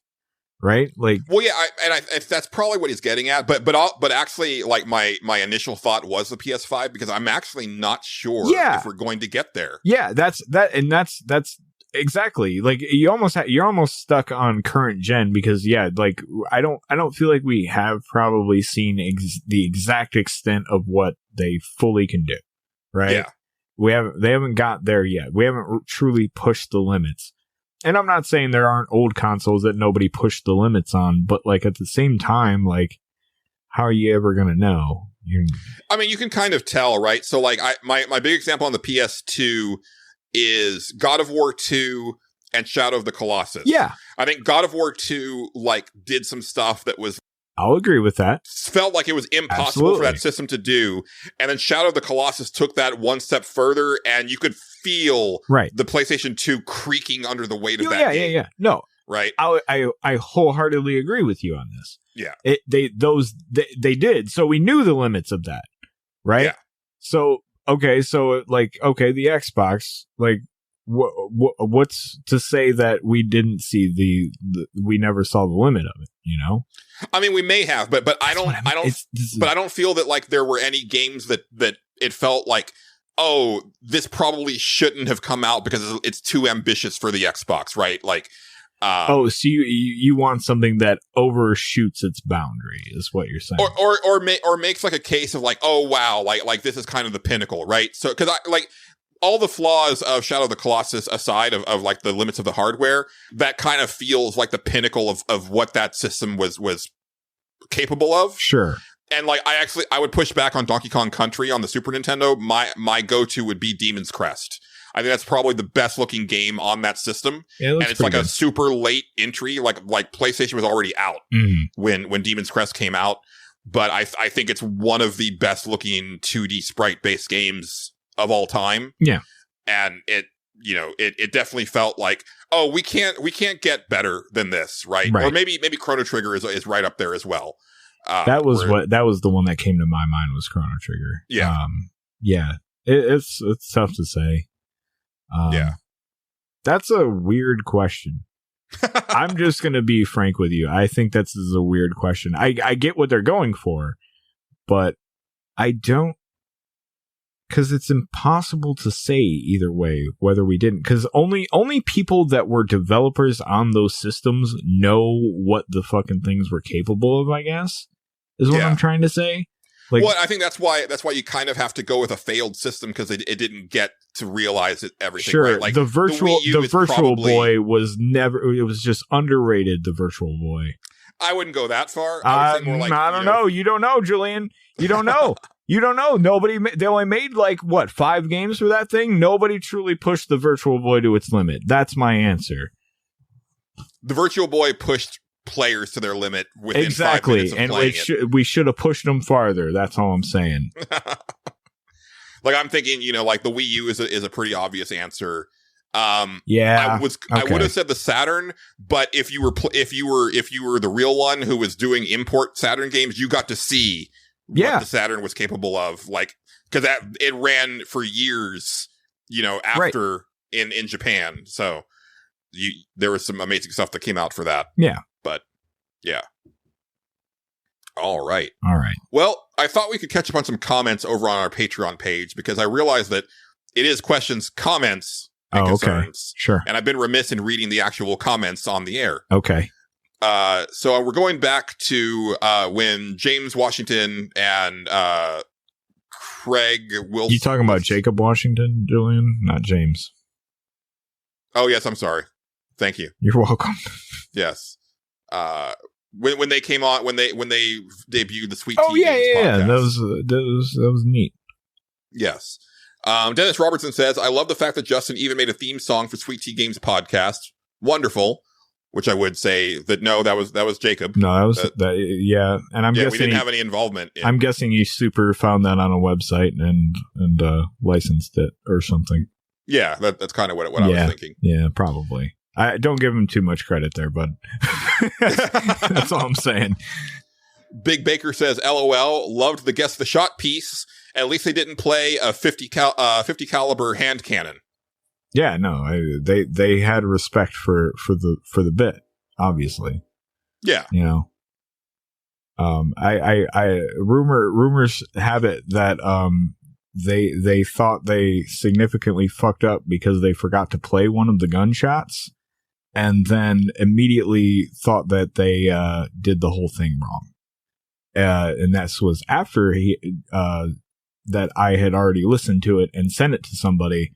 And then I immediately started panicking that there was some sort of weird gap that I left in there, because I did the editing for them. But yeah. Yep. This comment comes from episode 30, Visit Scenic Paul Reiser Canyon. There's another Dennis Robertson comment which says, "This is now my favorite episode for reasons."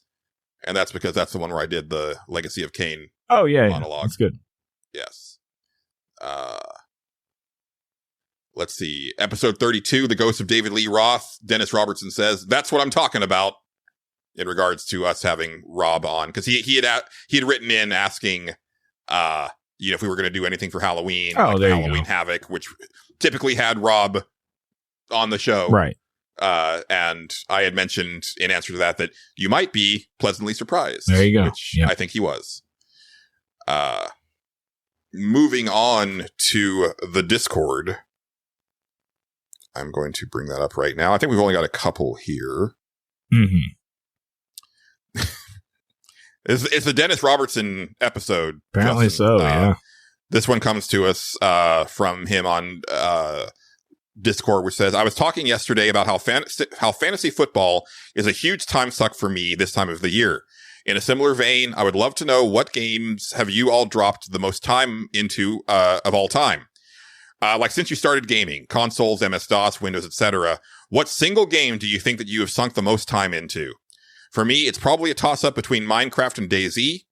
When Minecraft first came out, me and my work friends used to play it on a server at work and just waste the workday away building hidden bases and destroying the things our coworkers spent their day building. Great times. But I mean, we spent years doing this, so I cannot even imagine the number of hours. Also, DayZ, I just zone out on that game and get more and more supplies and building bases and whatnot. I totally suck at it when faced with a human player, but I can totally fuck up some zombies with the best of them. Would love to hear from everyone what their gaming time suck is." Which I think you've definitely answered, like, on the stage select. Oh, yeah. Yeah, I mean, I have a ton of answers for it. Like, yeah, it'd probably be, like, The Sims. Like, I'm trying to... Sims 4 has been a big one. What do I have, like, 3,000 hours or something into that game? Mm-hmm. Let's see, what else? I mean, if you count the WWE games as one game, one continuous fucking game, then that would probably win out, because I guarantee I have a lot of hours in those. I don't know, Skyrim I have a ton of hours in. It's hard to say for sure. If I'm going from when I was a kid, the weird answer would be probably Tecmo Super Bowl for the Super Nintendo. But there's no way that you put up, like, no, there's not. Although I used to do some weird shit in that game. I would just, like, for, like, weeks on end, I would just start, like, they had, like, a 3-year mode in that thing, and I would just start those and let them sim every game and see if the team I wanted to win made the playoffs. And then I'd just play the playoffs. And that doesn't sound like it would take hours of your life away, but those sim games went really slow. Like, for a sim game, like, it was just like random numbers on a scoreboard for the most part. I don't know how the hell it was doing it, what it was doing. But I would sit there and just do other things while that happened until it got to the playoffs, and then I'd play every playoff game. Because I was a psychopath, apparently. I don't know what was going on with me. But yeah, no, probably not near as much as, like, The Sims or, like, the WWE shit or any of that dumb stuff. What about you, Julian? You know, it's probably a toss-up between Final Fantasy 14 and 11. I don't recall how much I spent in 11 before I stopped, but I know that on the PS5, like, because the PS5 on a system level shows you how many hours you spend in the game. I've got over 800 hours in the PS5 version of 14. There you go. And I think I've got, like, another, like, 400 plus in the PS4 version. Yeah. It was funny when I was helping my friend Shanna set up her PS5. She's got, like, over 8,000 hours on 14. Oh, I believe it. Yeah. But it wouldn't surprise me if Street Fighter Alpha 3 or Super Street Fighter 4 were higher. Interesting. Super Street Fighter 4 probably doesn't quite get there, but I could see. I played a shit ton of Alpha 3 with my cousin and with my friends in high school, and then just on my own. it probably isn't anywhere close, but like my feeling is that like definitely for the time, considering that, you know, I was working at Game Fellas and kind of churning through games, that was easily like the most that I spent in a game from like that era up until like 11 came out. Yeah, no, this is a tough one because like a lot of like the older stuff you're going off of memory and not exact numbers like you have now. You know, like now I can see how many fucking hours I've sunk into The Sims, but like I'm trying to go off of memory off of like of older games. I'm like, man, I did play that a lot, but how much did I actually play it? Yeah. So it's tough, but yeah. I stand firm. It's probably a stupid Sims 4 that I probably sunk the most time into, honestly. Yeah. Because I don't know how much I've spent in Diablo 3. I was going to say that. It's probably, it's lower than you'd think. I want to say it might be like around like 300 hours or something like that. I believe it. Which is a lot for me in any game. It's a lot, but at the same time, yeah, nowhere close to 14. Right. And I think at this point I have played 14 more than I played 11. That's probably true. Yeah, it's got to be. Yeah. I wouldn't doubt it. Yeah. Last but certainly not least, in the Discord from 60x Self, they ask, what's the idea / feeling behind choosing what interstitial track to use? Is there an order I haven't picked up on? Is it thematic? Is it whatever you feel like when you're editing it? Kind of all of the above. So I do try to tailor.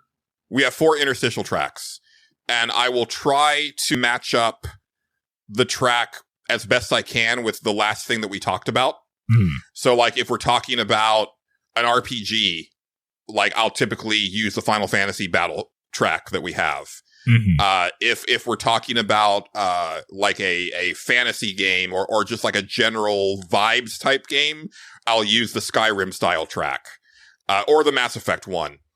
If I feel that I need to like bring the tempo of the show up a bit, then I'll use the Mega Man style stage select track. And then sometimes it just kind of comes down to, oh, I haven't used this one in a bit, so let me use this one. Because one of the things because I try to like, so the idea of why I put interstitial tracks in actually stems all the way from like the 1UP show when Jeremy Parrish was the host. Okay. And also Retronauts and Active Time Babble, because he hosted all of those shows, and he had a very distinct thing that he would do in those episodes, which was he would break up conversations with music. It would be game music, but that's how he would do it.